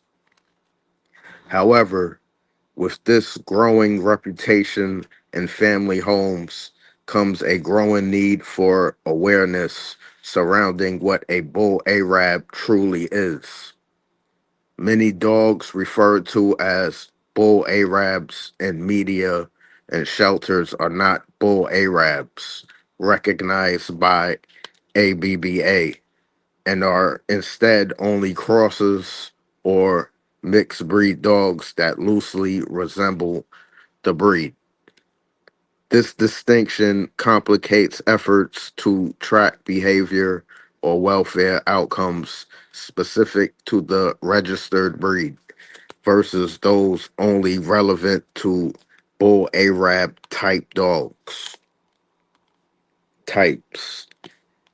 Mentioning lines: Clement, Anderson, Cauchy, Paulson, Fortini, Warrego, Leonardi, and Campbell Paulson.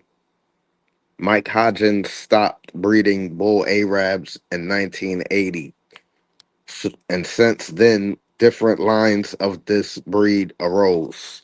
Most of them can be located in two Australian states, Queensland and New South Wales.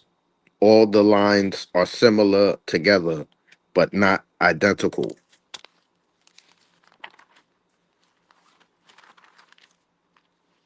For example, Gary Anderson's line is known to have a small percentage of Mastiff, which gives the dog bigger size.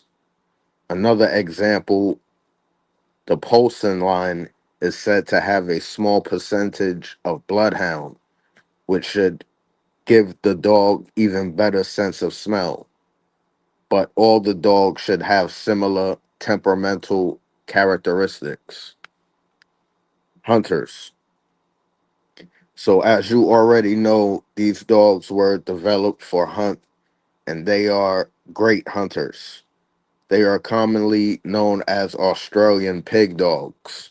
And indeed, majority of them are hunting feral pigs, but they were used to work feral horses, scrub bulls, or Australian buffaloes as well with great results. When they are hunting, their main weapon is their excellent sense of smell. When they catch a hot scent, they follow it and start catching the boar. They do not kill the pig, but rather hold and subdue it until the hunter's arrival. By the way, it is said that these dogs are able to locate feral pigs as far as 4 to 6 kilometers away by the smell. Majority of these dogs are still bred for work rather than for companionship. Versatility. Even though the main utilization of bull Arab is hunting, this is a very versatile breed capable of working in many different fields as well. Their powerful nose make them great adepts for tracking and search and rescue jobs. Their loyalty, alertness, and big strength is a reason why they can be trained to be extraordinary protectors and guard dogs. These dogs have also potential for being good police dogs. And of course, with proper socialization and training, they make very good, obedient, lively, and loyal family companions. Prey drive.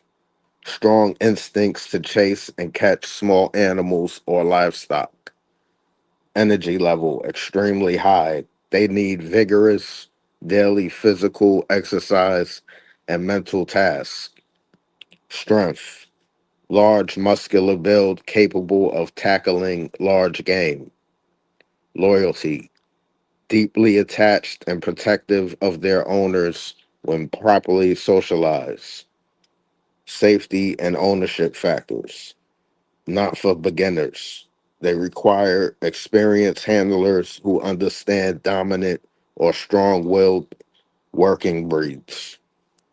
Socialization needs.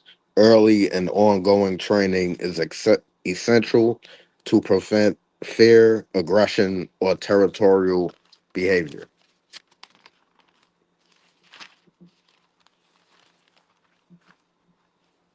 Environment, best suited for homes without small pets or with secure high fence yards to burn off restless energy. Health, major concerns, hip dysplasia, minor concerns, cardiac disease, occasional diagnosis, eye problems, bite force between 200 and 400 psi. Speed, the bull Arab can run at speeds between 30 and 55 kilometers per hour. That's 18 to 34 miles per hour. Why the bull Arab is fast? It can reverse and break at any point of speed. The greyhound DNA gives the breed its core running speed and athletic shape. The English Bull Terrier DNA adds muscle, power, and grip strength. And the German Short-haired Pointer DNA adds stamina for long tracking sessions. Finish.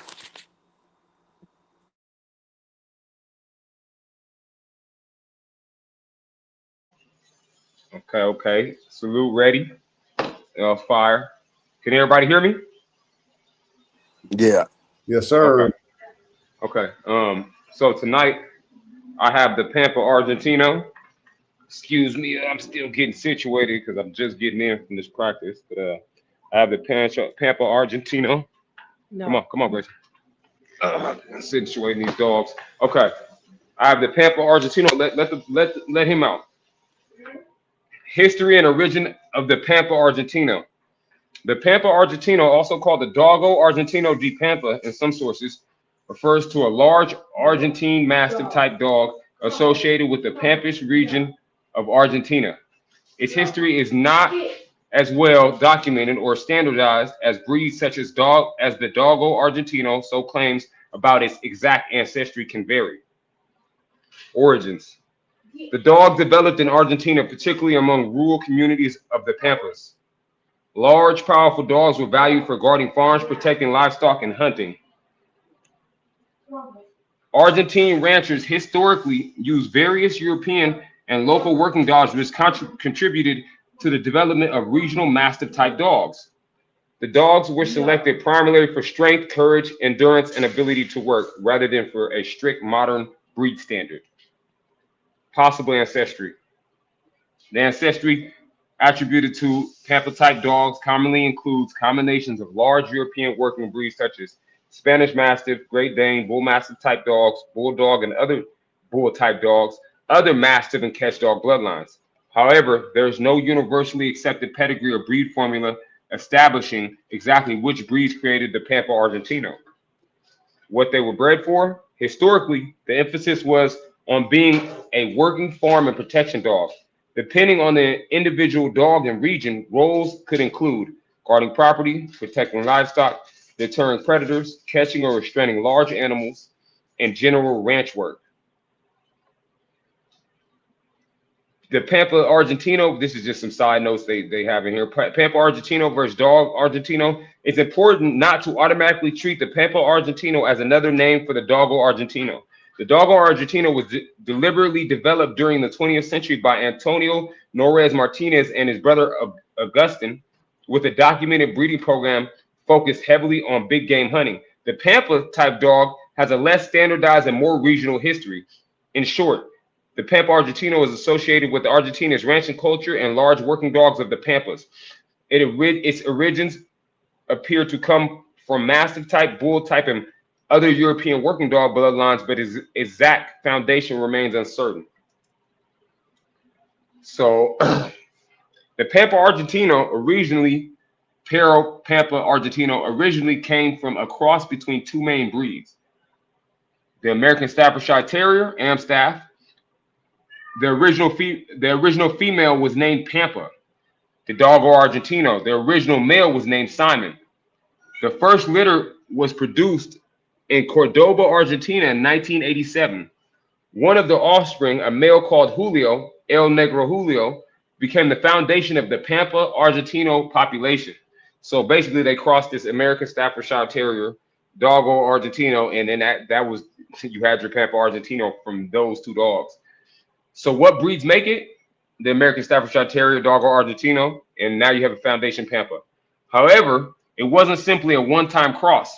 According to the Association del Perro Pampa Argentino, APPA, additional breeds were later introduced into the gene pool as breeders selected for traits such as dark coloration, strength, agility, guarding ability, and working temperament. Important. APPA specifically says the modern Pampa is not simply an American Pit Bull Terrier times Doggo Argentino. Once the Pampa population was established, breeding was done Pampa times Pampa with additional historical bloodlines incorporated during development. Pampa Argentino traits. The Pampa Argentino was a large Argentine dog type associated with the Pampa region and traditionally valued for guarding, hunting, and working. Physical traits. Large and powerful build, strong muscular body, broad chest and sturdy bone structure, short dense coat, often seen in white or light colored coats, powerful head and jaws, athletic for its size. Temperament. Loyal and strongly attached to his family, naturally protective, confident and courageous, can be wary of strangers, independent minded, usually needs an experienced owner and early socialization. Working traits. Strong guarding instinct, good stamina and physical strength, capable of working in demanding outdoor environments, historically associated with livestock and property protection, can have a strong prey drive depending on his breeding. Important characteristics. The Pampa Argentino isn't as standardized or intentionally recognized as breeds such as the Doggo Argentino, so descriptions can vary between bloodlines. Its exact appearance, temperament, and working ability may differ considerably. And that right there, I've seen as I was going through these notes, they don't really have a distinct size, weight, and all this on these dogs. And I would think because there's probably been so many different variations. If it has, Amstaff in it, there's probably some that are small and compact, and then you have ones where they bred Mastiff into it, and it's probably a lot bigger. So I don't think they have a distinct weight and size. I mean, not as far as the notes I see. So here are some crazy facts about the Pampa Argentino. The breed was developed in Argentina as a powerful working dog and hunting dog. We know this. Very muscular. Pampa Argentinos are known for their heavy athletic build and impressive physical strength. Big game background. They were developed for demanding hunting work, including confronting large and dangerous game. Mastiff type dog. The Pampa Argentino has strong Mastiff characteristics, including a broad head, powerful jaws, and substantial bone. Protective instinct. They can have a strong natural guarding instinct and may be very serious about protecting their territory. Not just a giant couch potato. Despite their size and strength, they can be energetic and athletic when properly exercised. Strong-willed. They're generally not considered a beginner-friendly type dog because their power needs to be matched with consistent training and socialization. So this dog is not for somebody who is not been dealing with dogs for a long time. This dog is one of those dogs that if a beginner would try to get a hold of it, it's going to dominate. It's going to dominate. It's going to, it's not going to end well. Intimidating appearance. Their size, muscular body, and powerful head can make them look much more formidable than the average pet dog. Relatively obscure. Outside Argentina and specialized dog circles, the Pampa Argentino is not nearly as well known as breeds like the Doggo Argentino. Often confused with other Argentine Mastiffs, which I'm pretty sure when I've seen a Pampa, didn't even know it. Its appearance can lead people to confuse it with the Doggo Argentina, but they are not simply two names for the same breed. Crazy fact, the Pampa Argentino is an example of how Argentina has produced several powerful working dogs specifically shaped by the country's hunting, livestock, and guardian traditions. And I digress.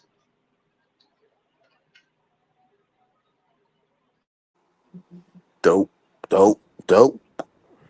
Yes, sir. Good job, fellas. Good job. Only one Thank you. thing you missed on that joint, like it And what always, would huh? go ahead?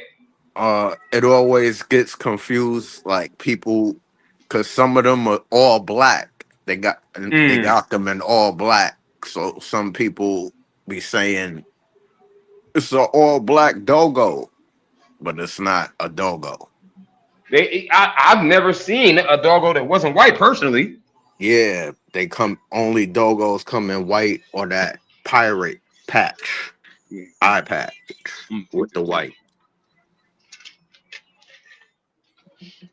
Yeah. Yeah, after this, it's like when I've seen a Pampa, I probably didn't know it. Shit, some people probably had them and didn't even know that's what it was. Yeah. Yeah, I can see that happening. Yeah, and I kind of like, though, what I do like about it is they were really simple. From my notes, they were very simple. They took the am staff, the doggo crossed it, and got their foundation and ran with that. Pretty simple. That doggo already got 100 dogs in it anyway. 100%. I'm gonna give you Just add in another one. Yeah. right. A true composite. Right. Okay. And then the am staff. Yeah, we ready. And then the am staff thing is the whole fact they put the Staffordshire in there.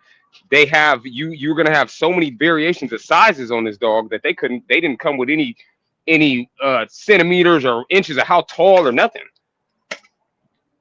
Not in my notes.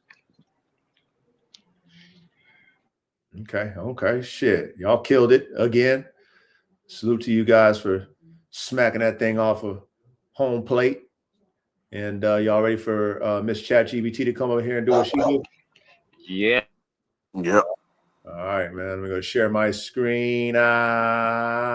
Make this shit bigger. Boom. Can y'all see that? Yep. I'll see it. All right. So follow along if you guys can read. If not, I'm a pretty decent narrator. If I do mispronounce a word or something like that, I know my brother Reddy will pick it up. But like I said, we can all read along and figure it out together. So we have the bull Arab versus the Pampa or the Pampa. But I think Master Tracer said it's Pampa, it's Spanish. So yeah, I think it's Pampa. Yeah. So let's say Pampa Argentino. Australia's elite hunting dog versus Argentina's forgotten big game hunter. The bull Arab and the Pampa Argentino are two of the rarest working dogs in the world. Both were developed for hunting large, dangerous game, yet they evolved on opposite sides of the globe. The bull Arab became Australia's premier feral pig dog, while the Pampa Argentino was bred in Argentina as a powerful catch dog capable of taking on wild boar, pumas, and other formidable prey. Although they share bulldog ancestry and exceptional strength, these breeds differ significantly in genetics, hunting style, temperament, athleticism, and modern day use. Origins. Bull Arab. The bull Arab originated in Australia during the 1970s. Australia's hunters wanted the ultimate feral pig dog, one capable of locating, chasing, catching, and holding massive wild boars in harsh terrain. Unlike many standardized breeds, the bull Arab was intentionally created by crossing several established working breeds to maximize performance rather than appearance. Foundation breeds commonly include Bull Terrier, Greyhound, German Short-Haired Pointer, English Pointer, Mastiff-type dogs in some bloodlines. Each breed contributed something valuable. Greyhound provided explosive speed. Pointers contributed scenting ability and endurance. Bull Terrier supplied determination and bite strength. Mastiffs added power and size. The result was one of the most successful hunting dogs Australia has ever produced. Wow. Is that about right? Yes, sir. Okay. That's a great dog right there. Yeah, that's a nice piece of work. Mm-hmm. That's a nice engineered dog right there, man. All the different breeds and stuff, and then what it does, for all that it does, Yep. come on, man. You know, that's why I say y'all got to respect this class. I know y'all in the chat, y'all do, but you know, any of you guys, you know, you new guys coming in, like, bruh, there's nowhere else where they're reverse engineering dogs so that you guys can understand, you know, the different breeds and how they were created and why they were created. And, you know, you get the internet talking about mutts and all this mongrels bullshit. But if you're a real dog, man, you know, every dog was crossbred with different breeds to create a breed or a dog, a working dog. So for us to reverse engineer these dogs you may have never heard about, you seeing how they are all composite damn near breeds. Everyone that we ever fucking studied are composite bred dogs. So we don't get it twisted, but for you new guys coming in, you know what I mean? Hey, this is why we do this right here, reverse engineering dogs, so we can understand it from the engineering background. You know what I mean? Hey, Coach, you see what Matt said, right? Let me see. I gotta look at the chat. Matt said a lot of shit. Which one? The last one he said? Yeah, the last one. He said, think they have some things in them that isn't shared. That's why we haven't been able to mimic them anywhere out of Australia. And you know what? It makes sense because, again, if these dogs are bred to work, who am I to tell you what you need to see in your dogs to hunt whatever you needed to hunt? So, right. Of course, you're going to add whatever you need in a working dog because it's not about a show. It's not about, hey, what is your dog bred with? And, you know, it's about, can the dog work? So I believe that, Matt. I believe that. I believe it. Okay, good one, Matt. And thank you, chat, for participating, man. You know what I mean? Shout out to you, Ready, for seeing that. All right, so let's go to the Pampa Argentino. The Pampa Argentino is one of Argentina's rarest working breeds. Developed during the 20th century in the Pampas region, the breed was designed as an all-purpose hunting and livestock protection dog capable of handling dangerous game under demanding ranch conditions. Breeders sought a dog with great courage, crushing bite power, high endurance, excellent tracking instincts, stability around livestock. The breed never achieved the international fame of the Dogo Argentino and remained extremely rare outside of rural Argentina. Genetic makeup. Okay, so I guess that was it for the Pampa Argentino. That about right? She didn't really talk about the breed or like of the different breeds in there though. Yeah, I was just gonna say, you see, it's not that much out there about it. Yeah, so maybe it's just really a Dogo Argentino with some extra sauce in it, but it's probably like a sauce that you want to add to it, probably. Yeah. You know, it's not a pinpointed direct sauce for it. You know what I mean? No, yeah, it seems like it seems like they made it, called it. They got their Pampa foundation, like how they drew it up on my notes. They got the Pampa foundation, and then say I have one, and I'm like, man, I want to add some presser to that. And then whoever had it added presser. Oh, I want to add some whatever the engineer wanted to add. They kind of added and still kept it under the Pampa foundation. Yeah, I can see that. Or maybe that's just a Dogo Argentino variant. So they call the variant a Pampa Argentino. Maybe that's what they call it. Yeah. So if you take your Dogo Argentino and you breed it outside of the standard, maybe they call those the Pampa ones. Yeah. Okay. All right. That makes interesting right there. That's interesting. Makes sense to me. All right, let's go. And the real, the real ones they're all black. Really? Yeah. Wow. Okay. And it's definitely I was gonna say it's definitely a big old weapon. That's why if you notice they stressed, this is not a dog you see in it. If it looks big and it can't move, this is actually a very athletic dog. So it's a big weapon. Well, they say, is that the one that they said she was talking about how they take on pumas and shit? Is that the one? Or is that the boy rap? Well, you know, naturally the doggo in it, that's what they bred those for, is to fight those pumas. So I can see it just being a natural thing to it. It's got a lot of doggo in it. Okay. Especially if it's a variant, you know, like they said basically for this, they said big game period. But you know, I think their biggest game down there is going to be pumas and jaguars. I don't know so exactly about Argentina in particular, but down South America, you know, those doggos and those jaguars have a war going on. Yeah. Okay. Yeah. All right, that's a good one, man. Good job. Ready, man. Another one, man, and another one, man. I mean, hey, too bad the algorithm don't be sharing our shit, man. You know what I'm saying? Because man, we be cooking up some good ass reverse engineering on some fucking dope ass dogs. So salute to y'all, man, on the topic tonight. Genetic makeup, bull Arab, typical genetic composition, bull terrier, greyhound, German short-haired pointer, English pointer, master bloodlines. The bull Arab is essentially a purpose-built hybrid designed purely for field performance. Approximate traits: 40% speed, 30% scent work, 30% power. Okay, hey, she might do it. She might hook us up for the Pampa. Oh, she got it for us, y'all. Pampa.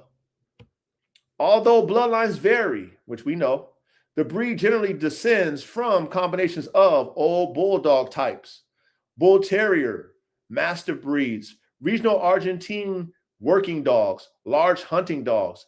Its breeding focuses more on strength than speed. All right, so you get what she said with the sauce? Yep. I also heard something about Cordoba bloodlines. What's that? Like that was like one of the first fighting dogs from back in the day. It's an extinct dog. But they used that to make the bull terriers. Okay. Cordova dogs. So we did a breakdown on the bull terrier. Did they mention a Cordova dog? Yeah, there was some of that in there. Okay. Dope. All right. Shit. I want to do a class on that. Join some of them extinct breeds. Well, I mean, shit, you already know, man. You the executive producer, nigga. Yeah. I mean, this shit is nothing to it but to do it at the end of the day. True. You Janet Jackson, you in control of that. Okay, all right. So shit, let's carry on. Matt said the Cordoba fighting dog was the foundation for the dogo. Oh shit. There we go. That makes sense. Yeah. There we go. Yeah, man, I'm not gonna lie, because I don't know who's dealt with the doggos or whatever, but they come out. A lot of them come out really hot. They come out hot. So you definitely can say that they got some type of foundation of fighting in them, because they're hot. Them things. I've seen some doggos that are just. It take hard to go against a jaguar. That's bottom line. Facts. That's an apex predator. They will fight a jaguar to the death. They lose a lot of those. They don't promote that, but I've seen a lot of times that doggo done went in there and really got his ass handed to him, but they're going, and that's all that matters. They scratching that line. Yeah. Well, they probably moving in packs. You know what I'm saying? I'm thinking one-on-one, that jaguar gonna fucking kill that damn doggo for sure. One-on-one. No, for sure. There's been some. There you go. Yeah, there's been some that taken out jaguars by itself. Yep. It's been one. It's been okay. I was gonna say there's been a couple occasions where the doggo done won, but I've also seen some videos where the doggo, and I'm talking about a big doggo. See, if you got a strong male jaguar, you know what I mean? That's you know what I mean. And I've seen power is so fucking vicious. I mean, come on, man. Them jaguars pull them damn what's them alligators? Water buffaloes, alligators. Yeah, whatever that damn alligator. They be pulling them motherfuckers out the goddamn water and shit. Into a tree. Yeah, and carrying them motherfuckers. That damn doggo. I mean, I'm sure it probably happens like you said, but come on, man. One bite out of the car with them teeth and that jaw power. Shit. They got a video around out there floating around where these guys must have trapped this jaguar, and the jaguar's got the doggo in there, and the doggo is a big, healthy doggo, but the way the jaguar is swinging this doggo is just like, what the? That's when I got to see like the sheer power, because he's swinging him. Oh yeah, I seen that one. Yeah, and he's swinging him. He's not even mad at the doggo, but he's swinging his doggo with so much ease, and you can see this is a big doggo. And I'm like, oh my god! But to hear, I've heard stories about a doggo winning before, so you know. I mean, I guess there's always exceptions to the rule. Plus, we don't know if the jaguar was already injured or tired already because they was tracking it. You know what I'm saying? You never know. Yeah. You know what I mean? They might have. They also get those pumas too, the mountain lion joints too. Yeah, that's a more even match than that jaguar. That jaguar's compact muscle, man. Correct. That's more of a they could probably go toe to toe with the puma. You know what I'm saying? But I mean, shit, man. We got mountain lions in California. Them motherfuckers ain't no fucking small ass cats, nigga. Them no fucking joke. I've seen mountain lions in person. I think twice I've seen it, and up close and personal, hiking. And there's dogs that have fought off mountain lions. You know that there's stories out in California where Labradors didn't survive, but that's more even for that doggo than, because that jaguar, like I said, just the muscle on there. Those things are, man. Okay, shit. Let's keep it going then. Let's keep it going, fellas. All right, so physical characteristics. Bull Arab, height 24 to 27 inches, weight 70 to 110 pounds, appearance athletic, long-legged, deep chest, lean muscle, medium head, powerful jaws, short coat. The Bull Arab looks more like an oversized athletic hunter than a mastiff. It's about right for the Bull Arab? That's spot on. Okay. That's dope. That's a nice dog, man. Nice dog. Yeah. I like that. Especially with all those different, with that composite breed mesh up. You know what I'm saying? Genetically, I mean, damn it. That's impressive. And then they got there's different sizes and weights, because there's different bloodlines of them. Mm-hmm. Yeah. You got so many different breeds in there. You definitely have variances all through that line or whatever. All that, all through them type of Bull Arab dogs, Yep. But like you said, which which dogs did you use from which lines? Exactly. They all got different jobs. Mm-hmm. Okay. We'll go to the Pampa Argentino. Height 25 to 28 inches. Weight 90 to 130 pounds. Appearance thick bone, massive head, broad chest, heavy neck, dense muscle, powerful shoulders. The Pampa appears noticeably more robust than the Bull Arab. Sounds about right? Yeah. Yeah, but I couldn't get any numbers, so she did better justice for you than she did me. Oh yeah, but man, we've been working with her since what? Well, I don't know what. It ain't been a year for a little while. Yeah, at least maybe 9 months. I don't know, 6-9 months. I don't know. We've been dealing with AI, but that's one thing about AI. That they learn over time to get better and better. So, she pick up what we want over time. So she definitely digging in the crates for us. So salute to Coach ChatGPT.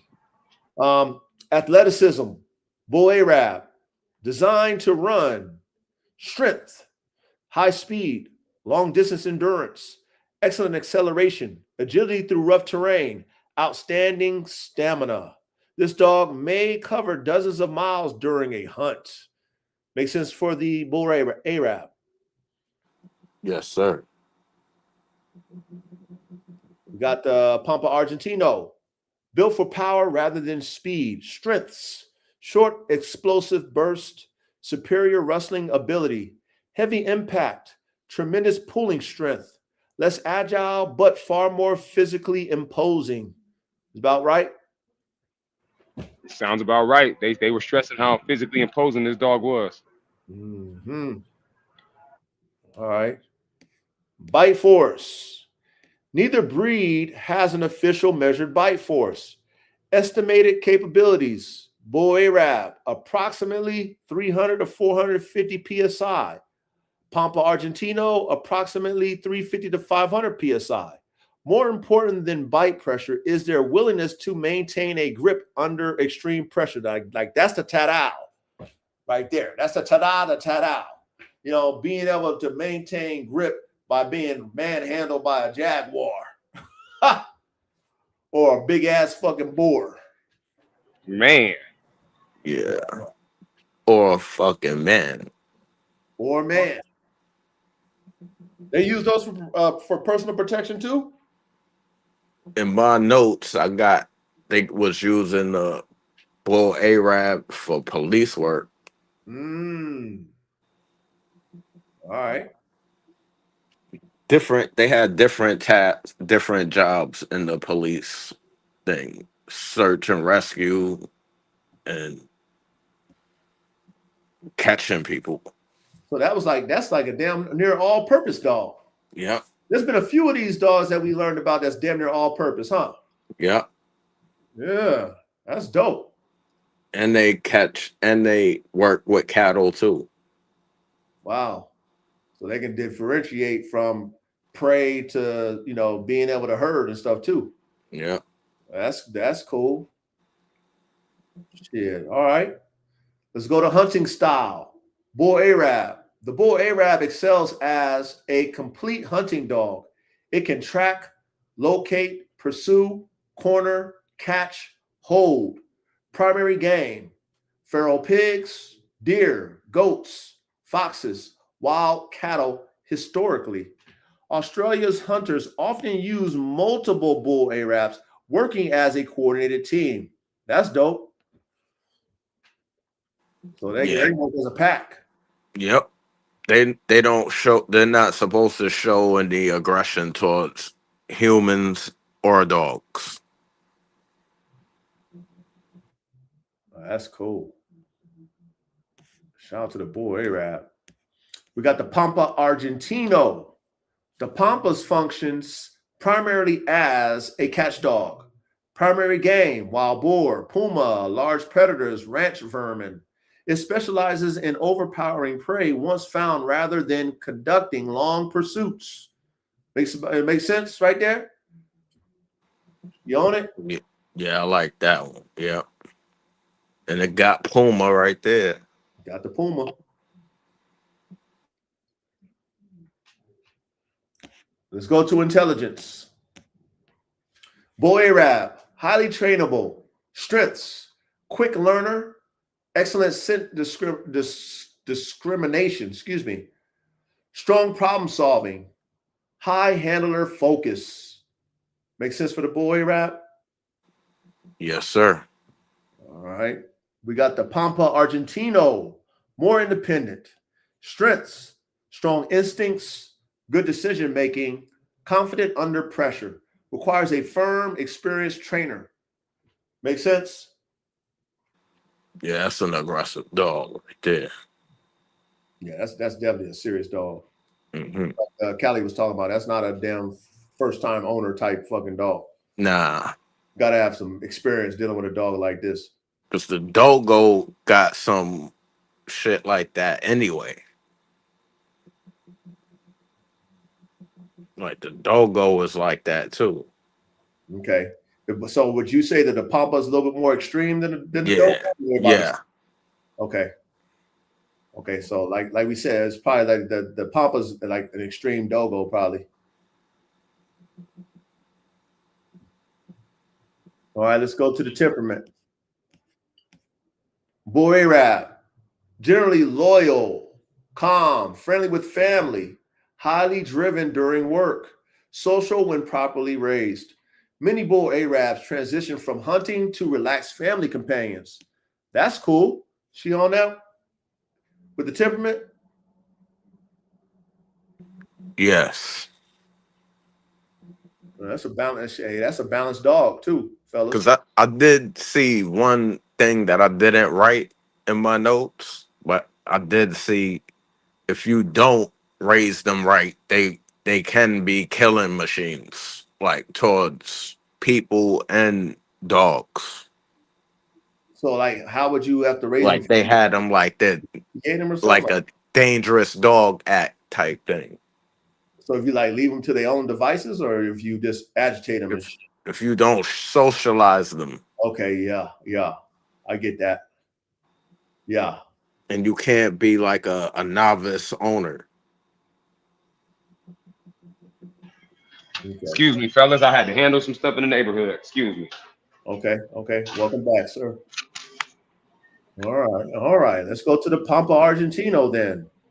Generally protective, courageous, reserved with strangers, extremely confident, naturally territorial, more suited to experienced owners, which of course, that's what you were talking about, Callie. Yep, it sounds like one of those dogs that's coming in on go. Oh yeah. You can't But be it also thinks too. That's what it said in the other joint. It makes decision, like good decision making.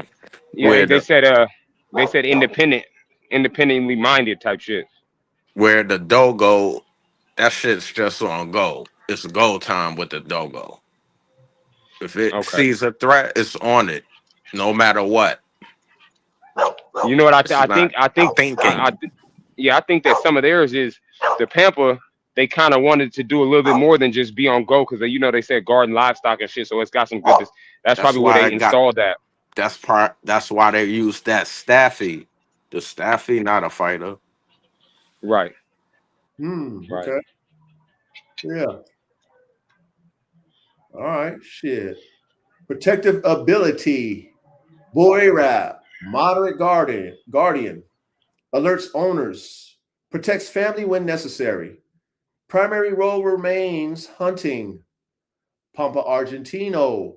Strong natural guardian. Excellent ranch protector. More suspicious of strangers. Advantage. Pampa Argentino. Makes sense for protective ability between the two. Yes, sir. Yes. All right. Trainability. Bull Arab. Pros. Learns quickly. Food motivated.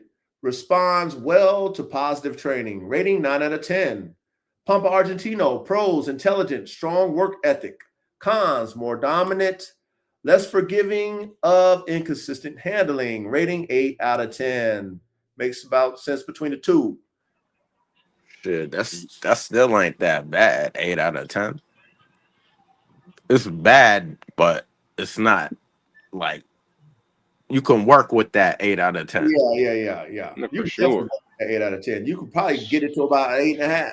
Right. If you really put that, you put a little extra spice on it, in time, yeah, you probably Yep. get to about 8.5.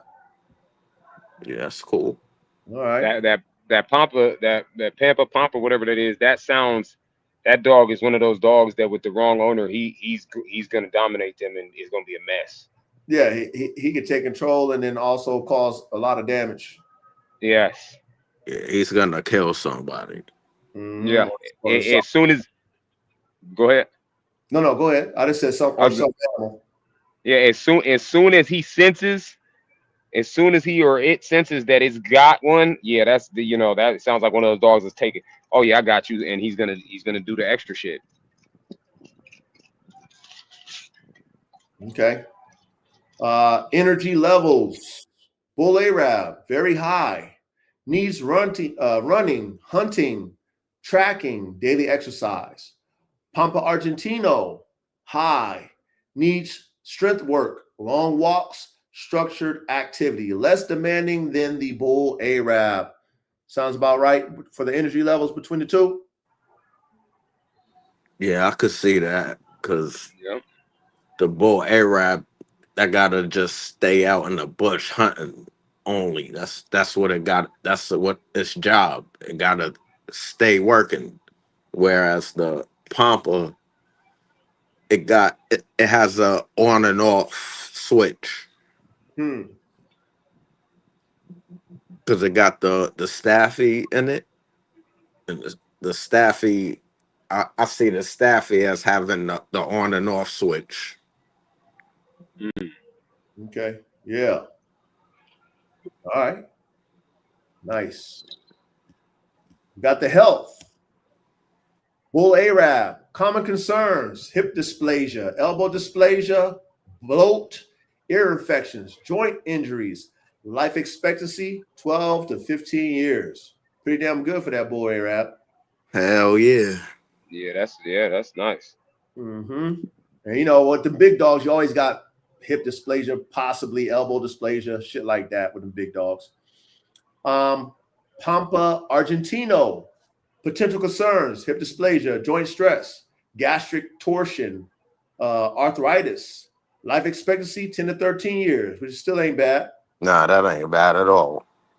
Yeah, it's not bad at all right there. All right. Living environments. Bull Arab, best suited for farms, rural homes, hunting properties, large acreage.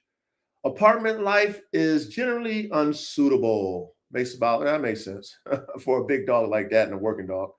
Pampa Argentino requires large fenced properties, experienced ownership, consistent structure. Also poorly suited for apartment living. Make sense, fellas? Yeah, Yes. that's not for inside the house. No, that's not inside the house dog at all. Both of them. Yeah, at all. Yeah.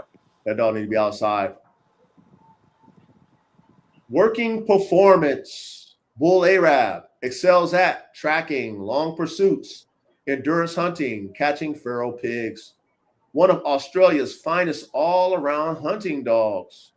Pampa Argentino excels at catch work, guarding ranches, power-based hunting, controlling dangerous game.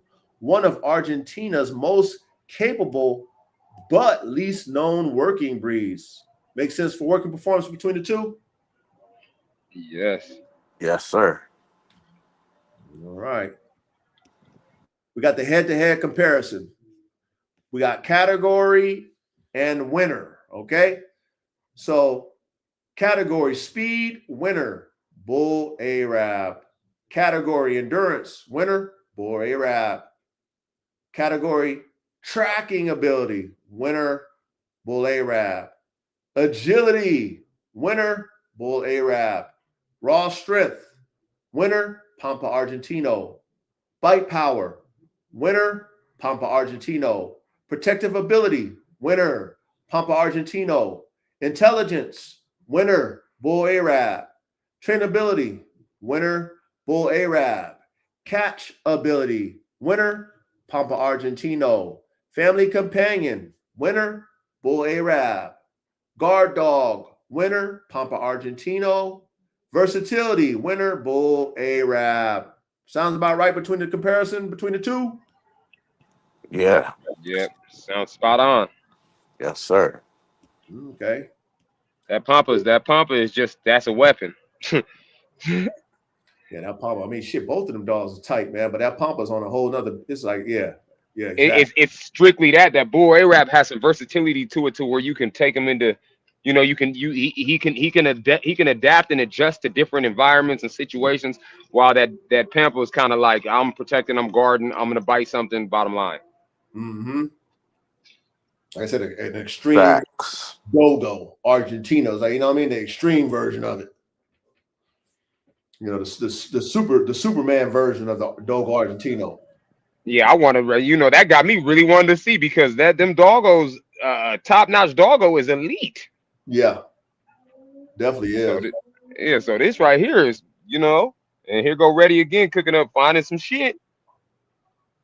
Yeah, I mean, shit, he been doing that shit to me back in the day, many moons. Coach, you see this? Coach, you saw that? You know what I mean? So yeah, we coming out them gyms, man. Yeah, we cook it. All right, which breed wins? Choose the Bull Arab if you want elite tracking ability, incredible endurance, fast pursuit, athletic versatility, one of the world's best feral pig hunting dogs, a more adaptable family companion when properly trained. Choose the Pampa Argentino if you want massive strength, superior guarding instincts, exceptional catch dog performance, a powerful ranch protector, A courageous dog capable of confronting dangerous game. Sounds about right with the win. Which breed wins? Spot For what on. reasons? Nah, the bull Arab is the truth. Yeah. The Pampa is the truth too, for what they gotta do. Yeah, That bull Arab just is all around, you know. yeah. It's versatile as hell. Exactly. Long as it's trained right, you know, Yeah, that dog is that's all, you know. Like I said, we know what the Pampa has pretty much one purpose. He can catch some, but and you know what? Just coach just read. I'm surprised that it's named as one of the best pig hunters. I've never, you know, it's my first time getting up on a bull Arab, so that's a hell of a dog. Sound Yeah. like we need some. Sound like we need some of that work. I mean, as we keep digging in these damn dog crates, there's gonna be a lot of dogs you're gonna need once we keep finding these damn dogs. Man, shit. Yeah. we already at $1 million worth of dogs. Right? You know what I mean? Sheesh. You know what I mean? Shit. Shout out to these working dogs, man. Shout out to all these different type of working dogs, man.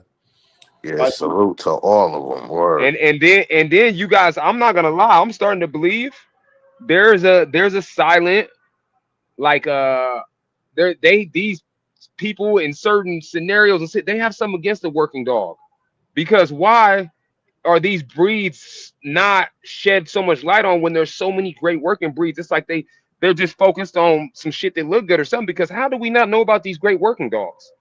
because Cali, it's America, and these people ain't working dogs. They barely work themselves. I mean, so There you go. how the fuck you gonna work a dog unless you out there with a farm or you out there hunting? Or like I You said, see You're what right. Matt said, right? Let me see. You hit it right on the head though, coach. You hit it right. I mean, god damn. which what on the last one or what he say? Like his last three. He said the Pampa is just a beautiful new type of dogo without being as elite as the dogo at his job. Oh, okay. So the Pampa is not even on the level of a dogo. So you saying that's damn near the show version of the dogo, Matt? That's interesting. I would think it would be a more extreme one, Matt. Okay, and he said it's because they're only in Australia. But that's the bull Arab is in Australia, right? Yeah, that's what I was asking to read though, but it was the last three of those, the Australia drinks. Okay. The Australia jump off. They strict over there, so they won't import or export. Okay, that We makes sense. gotta make our own. That makes sense, Matt.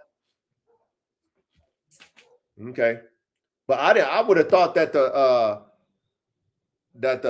Pampa was the extreme one, man. But That's why I said it's basically the one with the on and off switch because it got the staffy in it. oh, so it's not as hot. But it is extreme. But if you make it like that, Okay. I was just gonna say that because what they did was they crossed the Amstaff to Doggo. You remember they gave the name? I forgot the name. They gave the name of the specific foundation one for the Pampa. Now they basically said after that they added other things in, so it was kind of at somebody's discretion. Once they got those foundation ones, this guy, like I said, this guy took and added what he wanted. This guy took and added and you got all type of variations. So I mean, I probably believe there's probably some real monstrous ones out there for those engineers that was looking for that beast. Yeah, depending on You what know, you needed it to do. You know what I mean? exactly. Because Which what about somebody that fuck around and brought in a bully cuda or brought in some crazy shit and they crossed it with it, and he's the only one with the Pampa crossed with what he did it with. yeah, You true. know, Yeah, seems to me the working dog areas they get their dogs, they create, they engineer, and they really don't care for anybody to have what they have cooked up. They don't care. They want that motherfucker to work their farm or protect yeah, their land. You know, they don't care about the fame. yeah. They're not breeding to sell dogs. Yeah, exactly. They were breeding to be able to protect their livestock the best they can. Yep. So they could, there's probably so many hidden gems like that because they could care less about the world knowing it's about you can't get on my farmland because these dogs are protecting my livestock. They're doing what they're supposed to do. Facts. All right. Yeah. Cooking. All right, fellas, we got the final verdict.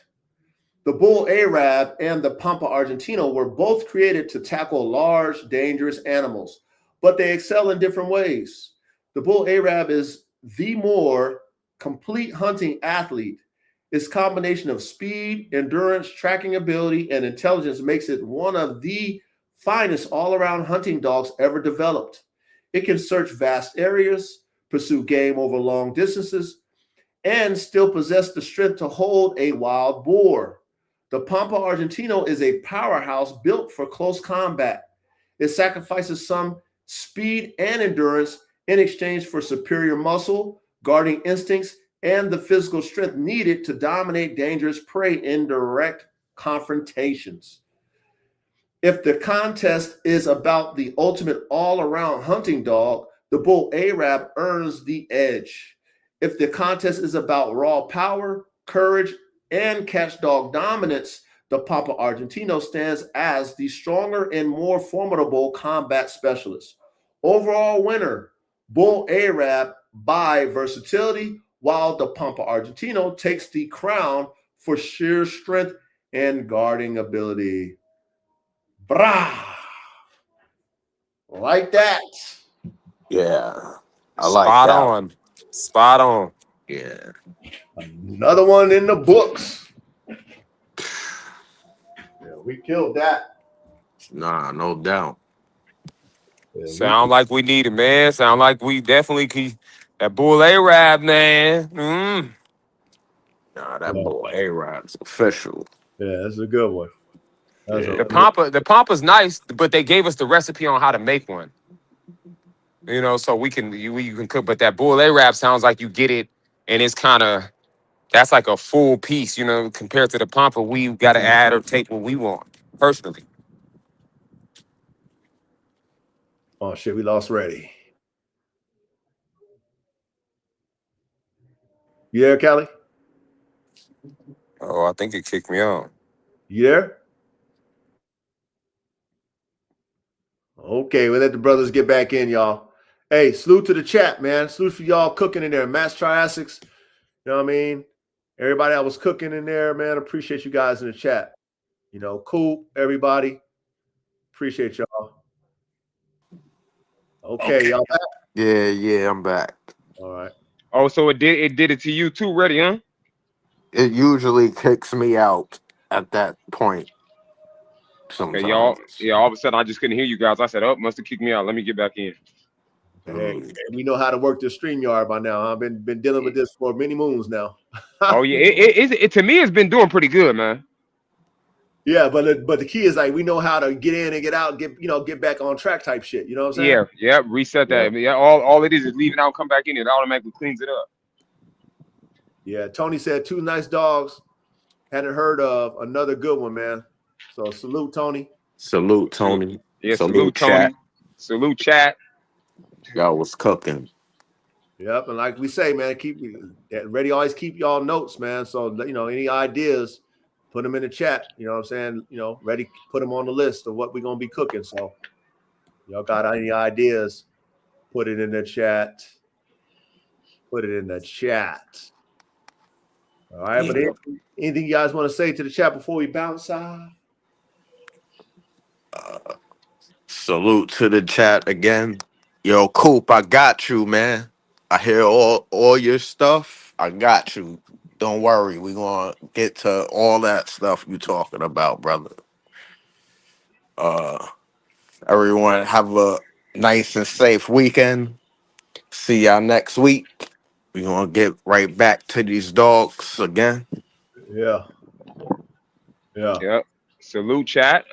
Thank you, everybody that's consistent coming out, cooking in the chat. I'm learning from you guys too immediately as soon as I see some of the stuff you guys are chatting up. Everybody have a safe weekend. Make sure you I don't know if you where everybody located, but it's hot. Please keep those dogs watered up. Take care of those dogs. Let's keep building, man. We building in here. We building a catalog they're gonna catch up on later. and they're gonna realize that shit we already talked about and where we were at way back. This is how it happens. As me and Reddy had this conversation, I said this catalog is gonna be 101 coming in the future when they finally realize what we were doing. So everybody, man, let's keep going. Yeah, I agree. I agree with you. You know what I'm saying? And like I said, be okay with only being a few guys. I always stress that. I stress this shit since the beginning of us doing this podcast. This is something that only a few people gonna catch on to.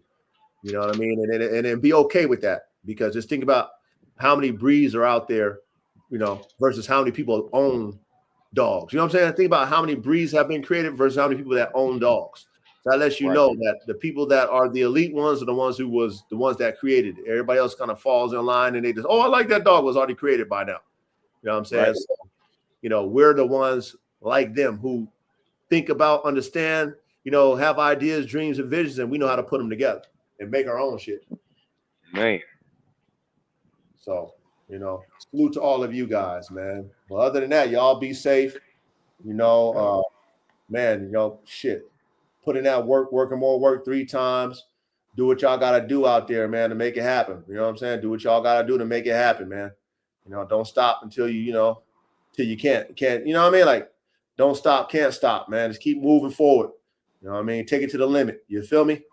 Within reason, though. Within reason, okay? We don't want you to blow your top. No, but we don't want you to blow your fucking rev limiter, pop your motor and shit.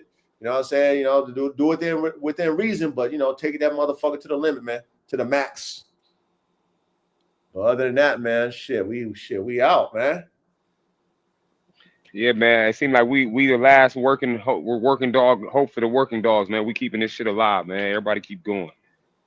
Yes, sir. Yes, sir.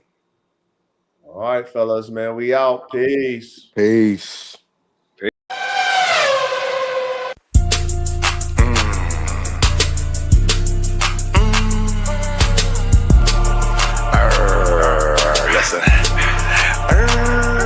Listen, do some work. Why? Do some work. Why? Do some work. Do some work. Get some blood on your shirt. Do some work. Get some blood on your shirt. Do some work. Get some blood on your shirt. Do some work. Get some blood on your shirt. Do some work. Get some blood on your shirt. Take off your skirt. Yeah, don't flirt. Get it in. Yeah, it's time to win. Yes, it's time to get up. Yes, it's time to win. Yes, free from sin, born again. Do some work, get some blood on your shirt. It's so frightening, it's exciting. When I get it, then it strikes like lightning. Electricity, do some work. Don't be afraid to get blood on your shirt. Yeah, sometimes it hurts. But I guarantee it works. Ooh, don't flirt. Don't wear a skirt. Be a man, please understand. It's time to work. It's time to do additions. It's time to work. It's time to go on missions. Stay in tune with the God, fuck the squad. If you ain't in tune with us, yeah, I go solo. Don't you know though? So 100 Nation, that's for sure though.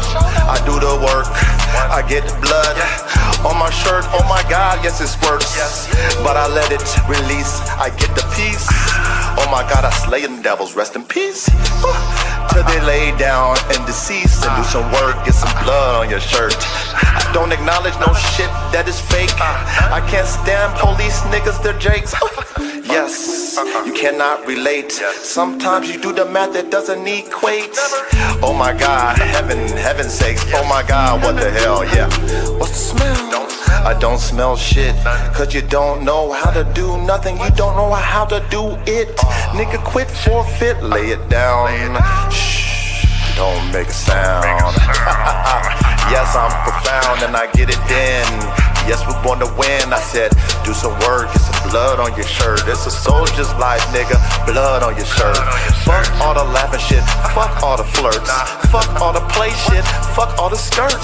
We not feminine. We not like women. We like men. We get it, then we born again. Stop that shit, please. Stop that shit. Do some work and get some blood on your shirt. Don't make me shake you up. Don't make me wake you up.